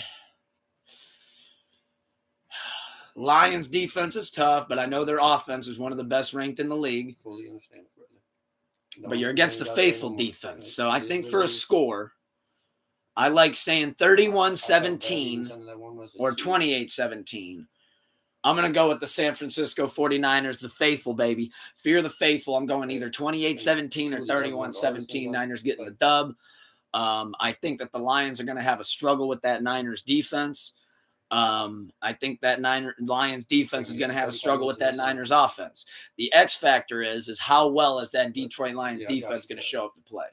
Because if we can't get the ball out to Kittle and we can't get the ball out to Samuel and we can't get much of a run game going with McCaffrey, well, then that, in fact, shuts us down. So I don't want to see them do that. I think it's hard to contain Christian. Overall, though, like I said, I'm sticking with my Niners gun. But at the same time with Detroit, if anybody's going to beat the Niners. Oh, y'all done. You're Niners. You're wearing the hat, too? Oh, you put the curse. I had to wear the hat. I know you had to, but, not the curse, but, the Luke. If they're done. I'm not Drake with the jersey. Turn your hat around real quick. I can't. Ash Ketchum style. I'm not taking it off my head, though. That is how I know. But don't take this literally. Bet the house on the lines. He has the Niners hat. Everything you got right now. I'm the new Drake curse. I love it. I'm the new Drake curse. How many times you've done it?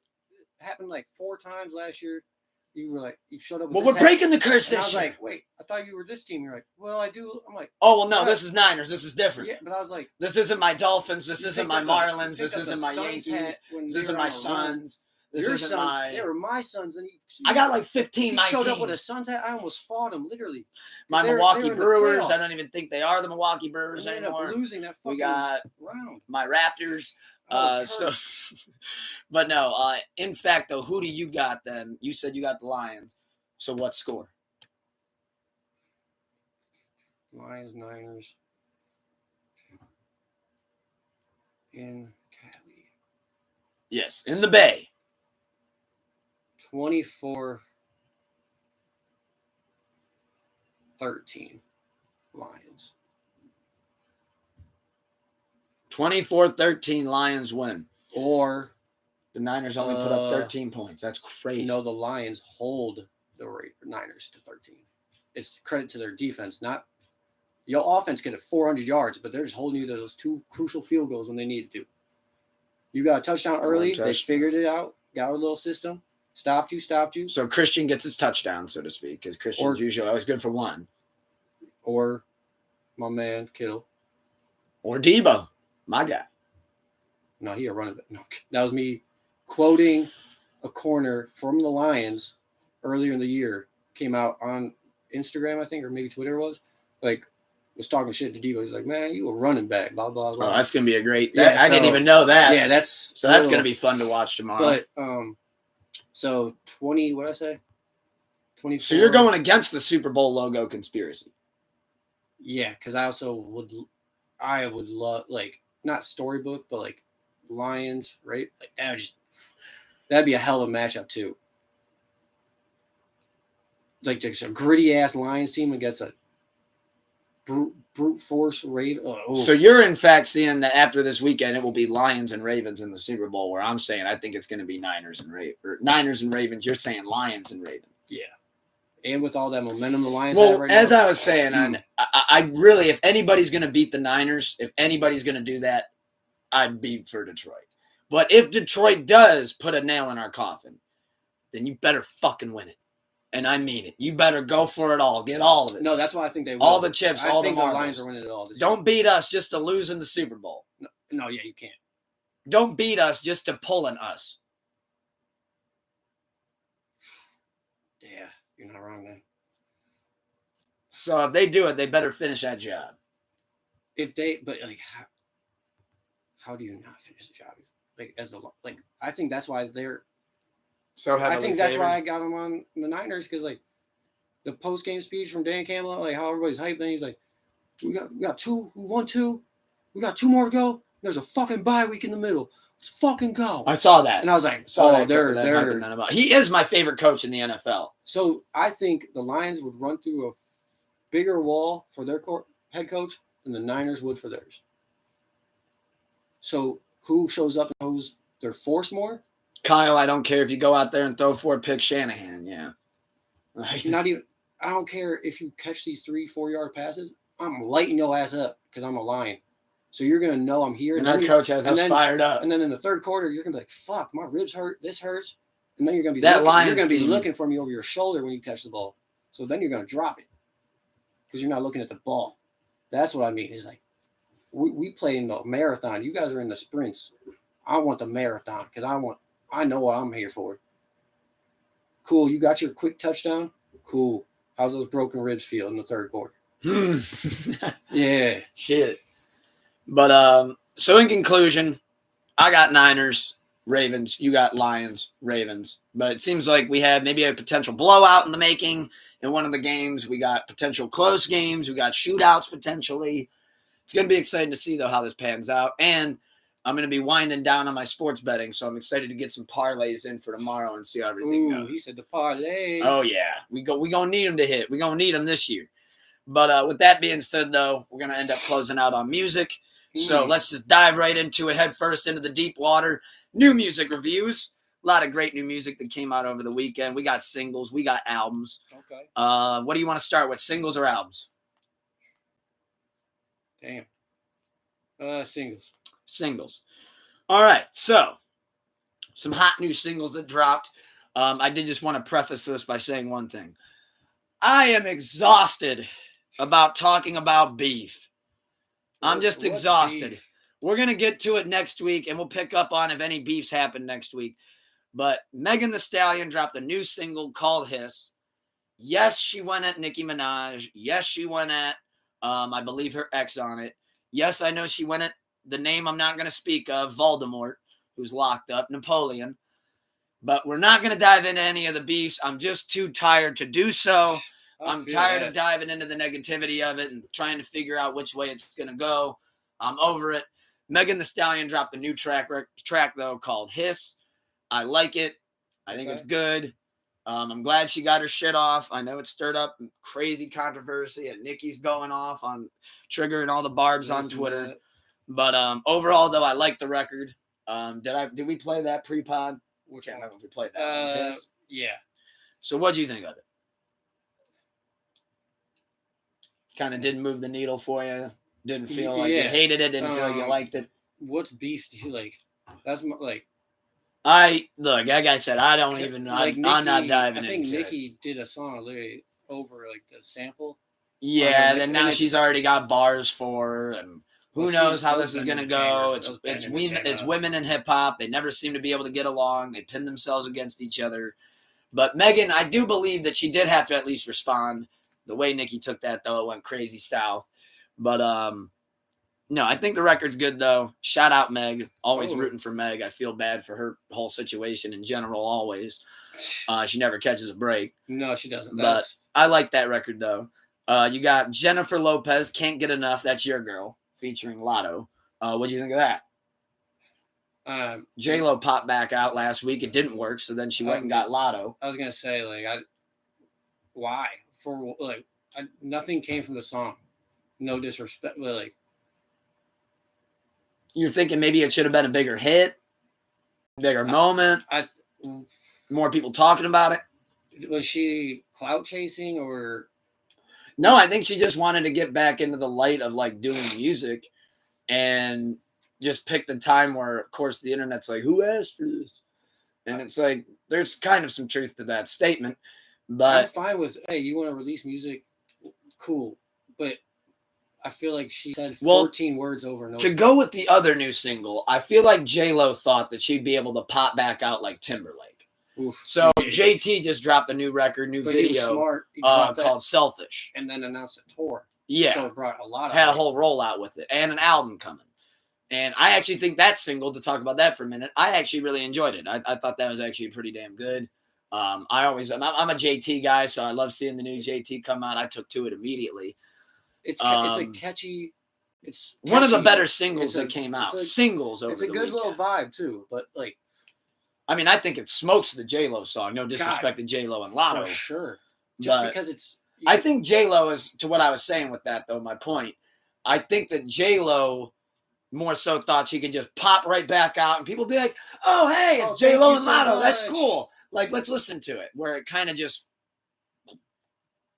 fighter jetted right under the radar. And it's just like, oh, awkward. Took off. And I think last week when she popped out by herself and it didn't work, I think that's why she was like, well, let me do the classical. Let me add Lotto the next week. And now this will work. And it's like, hey, Jennifer Lopez. That doesn't work either. Like, from South Park, Jennifer Lopez. That might actually get flagged. But I don't know what's able to be said nowadays and what I can get canceled for or not. But that is what South Park. Jennifer Lopez. When it was on Ben Affleck's hand, or no, she made out with Ben Affleck, but it was on Eric Cartman's hand. But yeah, she didn't pop out with that buzz though, like I think she thought she would. But JT though, he did. That's good though. We got. I did like his. I did say it should be the new song for Elevators, not in a disrespectful way, but because it was so like catchy, good. How about mall music then? Elevator might sound bad. Mall music. Yeah. Stuff that Mos Def does not want to hear when he's shopping. That kind of thing. Well, yeah. Yeah. But put that up there quick. Another new single that dropped from the pen of Shakespeare, by the way. This is, I think, one of not only the best writers of this generation, but one of the best songwriters in history. I am talking about Icicle Spice, who did drop a very revolutionary song that I think is just another testament to the genius that is Icicle Spice. We got Think You the Shit, parentheses, fart. So however you look at the record, where she said the iconic line, "You think you the shit, bitch? You ain't even the fart, ho." It's kind of a good point. Yeah. I'm going to start using that. I mean, I'm going to be like, "You really think you the shit, bitch? You ain't even the fart." Iconic quote. It definitely it works. I'll say like. I'll be honest. I like the record. I'm guilty. I kind of like the record. I think it's a bop. You know, I mean, it is. I don't go into her records being like, let me get this Lupe level lyricism here. Can't wait. Okay, like, I see what you're saying. I go into it like, okay, here's another catchy Ice Spice song. She's going to jump up on the deli counter and shake her ass, and somebody's going to have to hold her legs in case she falls. Fuck. Like, that's... like, damn it. You got some sturdy thighs, Icicle Spice. God almighty. But... You got some sturdy. Couldn't resist it. Another new single we got for the Bob Marley biopic soundtrack coming out. We got Three Little Birds covered by Casey Musgraves. And I like it. I like hearing females sing different songs that like I've heard just strictly like a version of males doing it for years. And I thought she knocked it out of the park. I really like that a lot. We got Young Boy Never Broke Again, Donkey. And I actually like that. That I like it whenever you hear that blunt, blunt, and it's coming in with that bass line slapping. I'm guilty of it.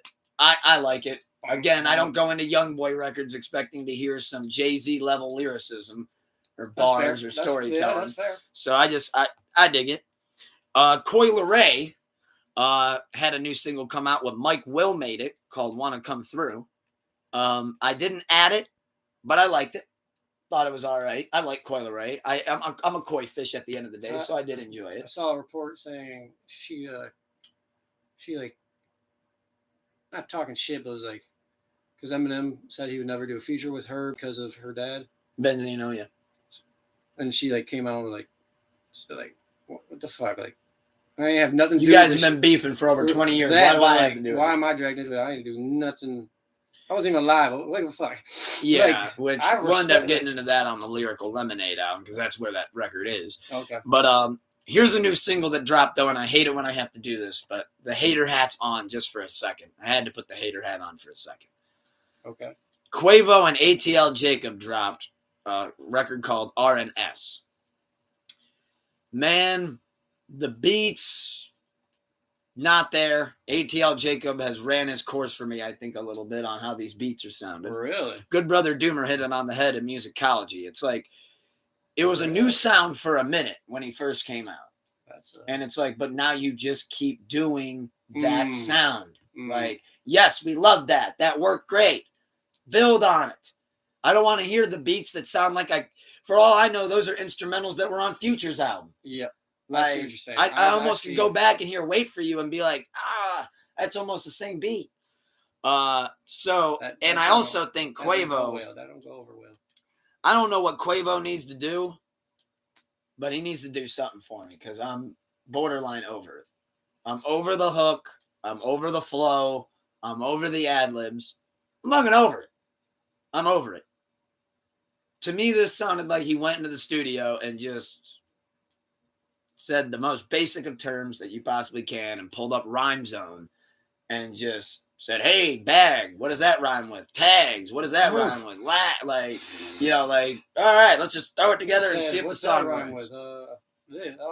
Bag, tag, cat, black.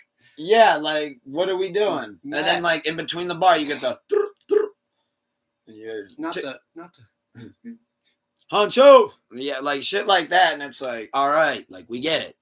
But no, I was not feeling that one at all. I definitely don't recommend that, in fact. As far as other singles, Sir from TDE dropped No Evil. Oh, wow. Heaven from about TDE? That they're dropping a compilation tape.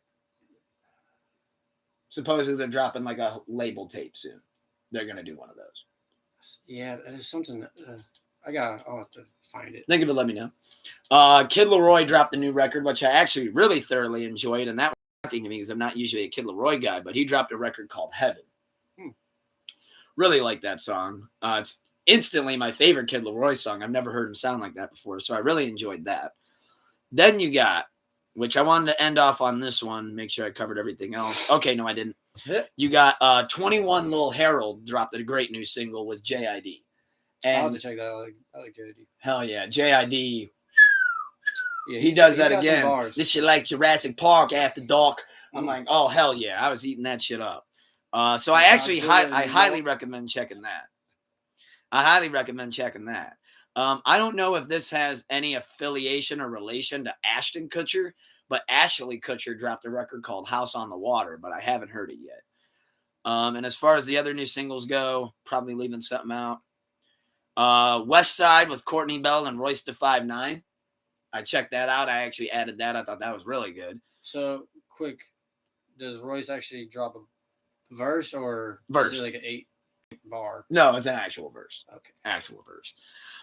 Made in Tokyo and BJ the Chicago Kid dropped Nothing Better Than, in parentheses, True, which I liked that. Thought that was pretty good. I didn't get the ad, though. I'm just not big on that Made in Tokyo. Uber everywhere. Icewear Vezo featuring DaBaby. I like Icewear Vezo. Okay. And I did used to like DaBaby a lot, but I couldn't get too much into the Icewear. Not in DaBaby. I wasn't really feeling the beat. I wasn't really feeling the song. For the last single, though. DaBaby. Second to I last haven't single. heard that, to be fair, but Usually, So Snow the Product dropped a new single called "Gimme Time," and I love Snow the Product. I actually think she's one of the best female MCs in the game. I don't think she gets enough credit. Unfortunately, she does get overshadowed. But I really like that. I saw Black Odyssey dropped "Want You," which I actually really like that record as well. Maybe that's a little bit of an exaggeration. I was gonna say I didn't get the ad, but I I was love. to say you scrolling a little I far love down. I love Black Odyssey. I just don't want to like. I don't want to. I love Black Odyssey. I'm rooting for him, so I dig the record. However, the last single that I wanted to mention before we pivot off into new albums, because I'm curious to see what you think of this one. That's why I want to save this one for last. We got Lil Nas X dropped a new single. Where do we go now? A week after he just dropped that J Christ. Where are you at with the new Lil Nas single?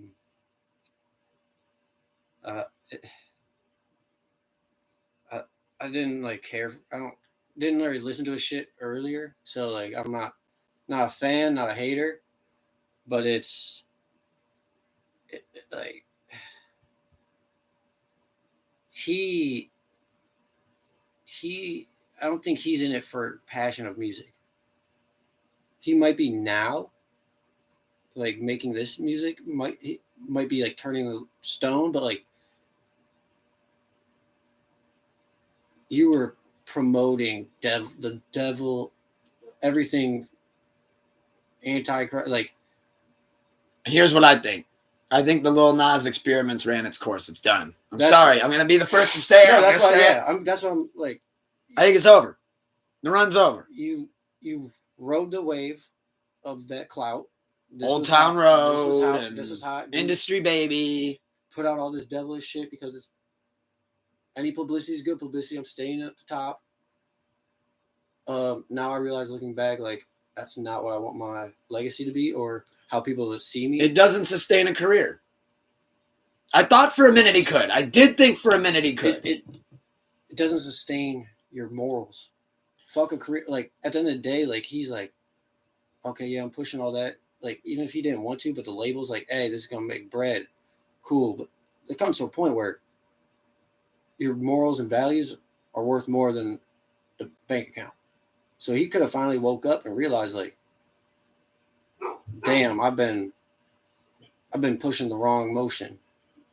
So it could be a turning of a corner, and now he's passionate about releasing music.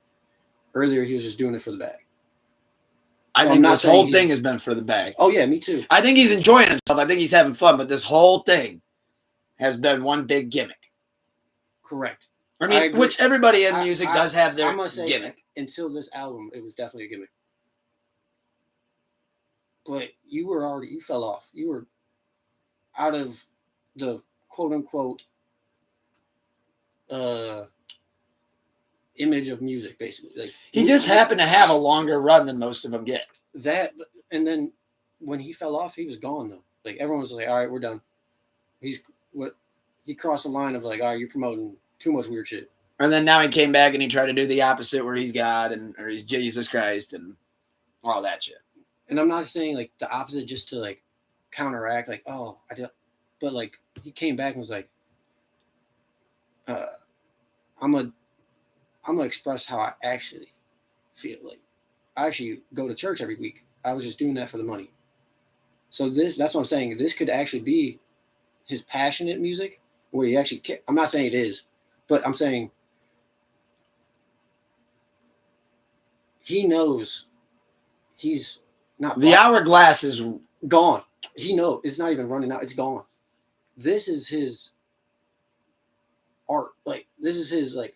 Hey, I already know they've. I mean, he's always had great visuals to go with the songs. He's always had big budget videos. We already all wrote him off though. So, I did at least.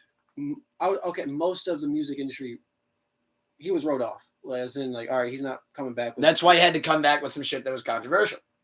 Or I think it could be also, he actually put out what he wanted to. As in, like, how MGK did the rock shit after he got big.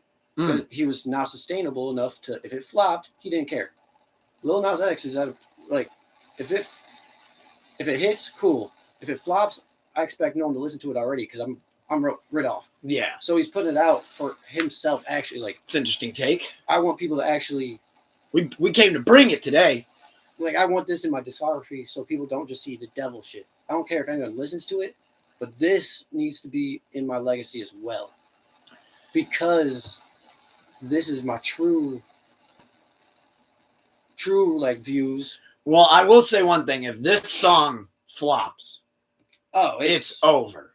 And I have not seen much chatter about it at all. It's already over in my. I mean, I haven't seen if there's a video for it or anything. I did hear the song. I thought the song for what it is, I thought it was all right. I mean, I thought it was all right. It wasn't like anything crazy, but I mean, it was a passable song. It's just I couldn't get into it. I think he's putting this out more for himself.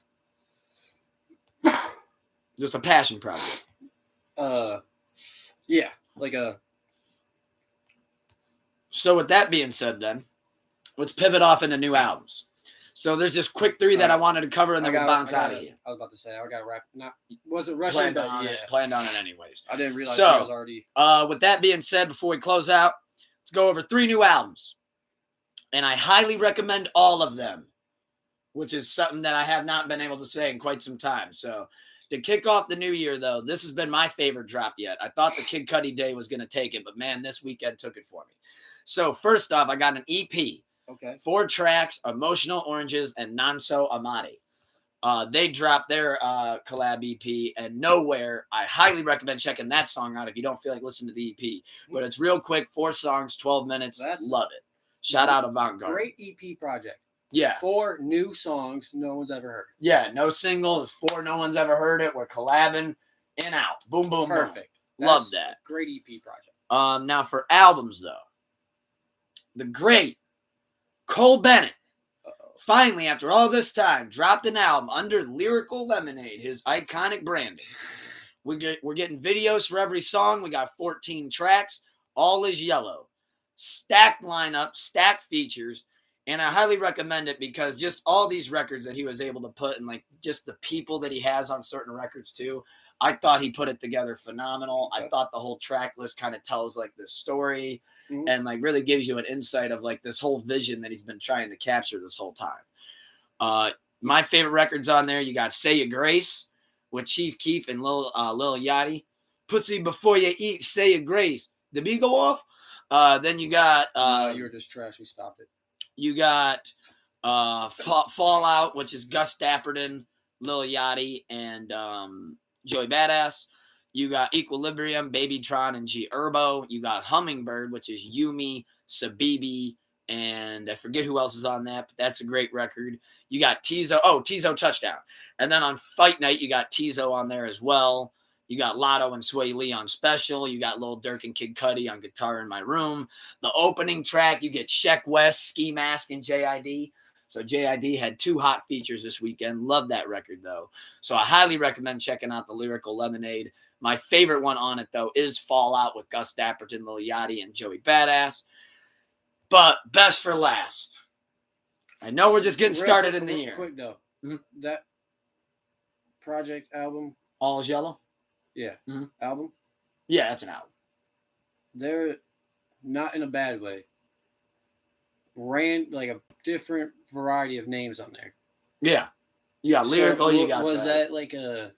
Back in the day, it was like Lil Wayne and like I think it was a Lil Wayne project, but like he just basically had all of the homies come through. I think I know what you're talking about. And it was just like, damn, he has Gucci, 2 Chainz, like not. Well, I think this was like, and then like a random like Travis Barker, like on the drums. There's people on show. here that like we know that from his early come up. Like we remember him working with Ski Mask. We remember him working with Snot and 6 Dogs. So this was like obviously a serious project. I'm not saying I'm not saying like they joked around, but I'm saying, was this like, do you think when he was bringing this idea together, like, I want a project, couple years with in the all making. My friends to like on it, that and people that he genuinely loves, yeah, like people that he listens to. Yeah, that's what this was. Okay, so like that's where you get like JID and Ski Mask and Sheck West, and it's like, oh shit. It was just like you kept naming people. I'm like, goddamn, like. Not like in a bad way, but I was like, ton of people on there. And like, so speaking of another album though, that's loaded with some great features,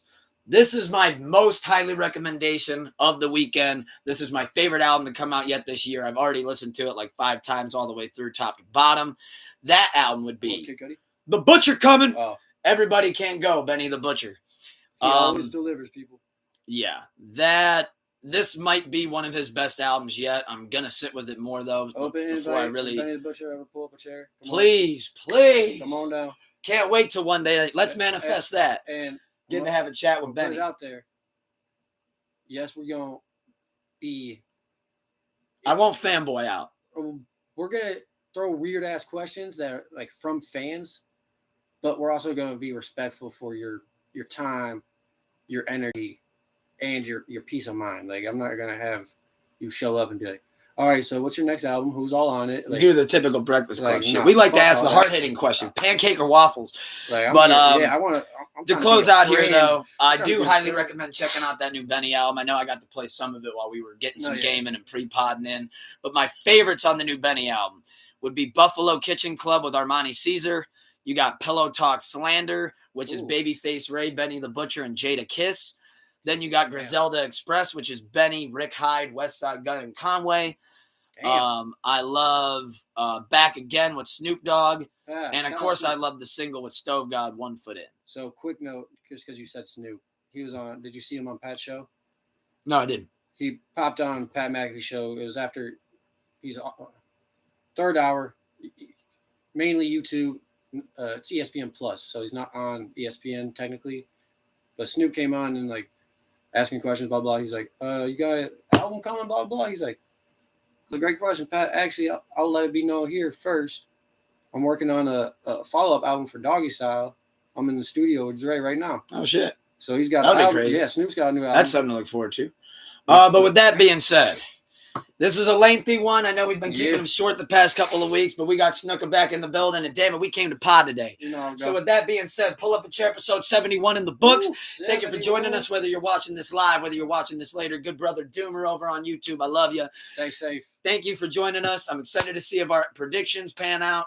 Royal Rumble tonight. So there is no Sleepless Radio. Sleepless Radio is tomorrow night. Sleepless Radio episode 178, coming off of a double battle weekend. We got Billy Joel versus Bruce Springsteen. Winners bracket, 2-0 showdown. I got Joel. El Padrino has Bruce Springsteen, so we're looking really forward to that tomorrow night. Let me know who you got winning that one. Merch available now, limited time, night out now, animated music video on YouTube, night out now, all DSPs, Pornhub, Deezer, Pandora, Apple Music, Spotify, USBs, floppy disks. It's all on there. The VHS. So with that being said, thank you for turning in to Pull Up a Chair. Keep the love high and the hate low, and stay blessed and less stressed. And on that note, Lord willing, we will see you guys tomorrow night. I'll be live tweeting during the Royal Rumble. Ciao.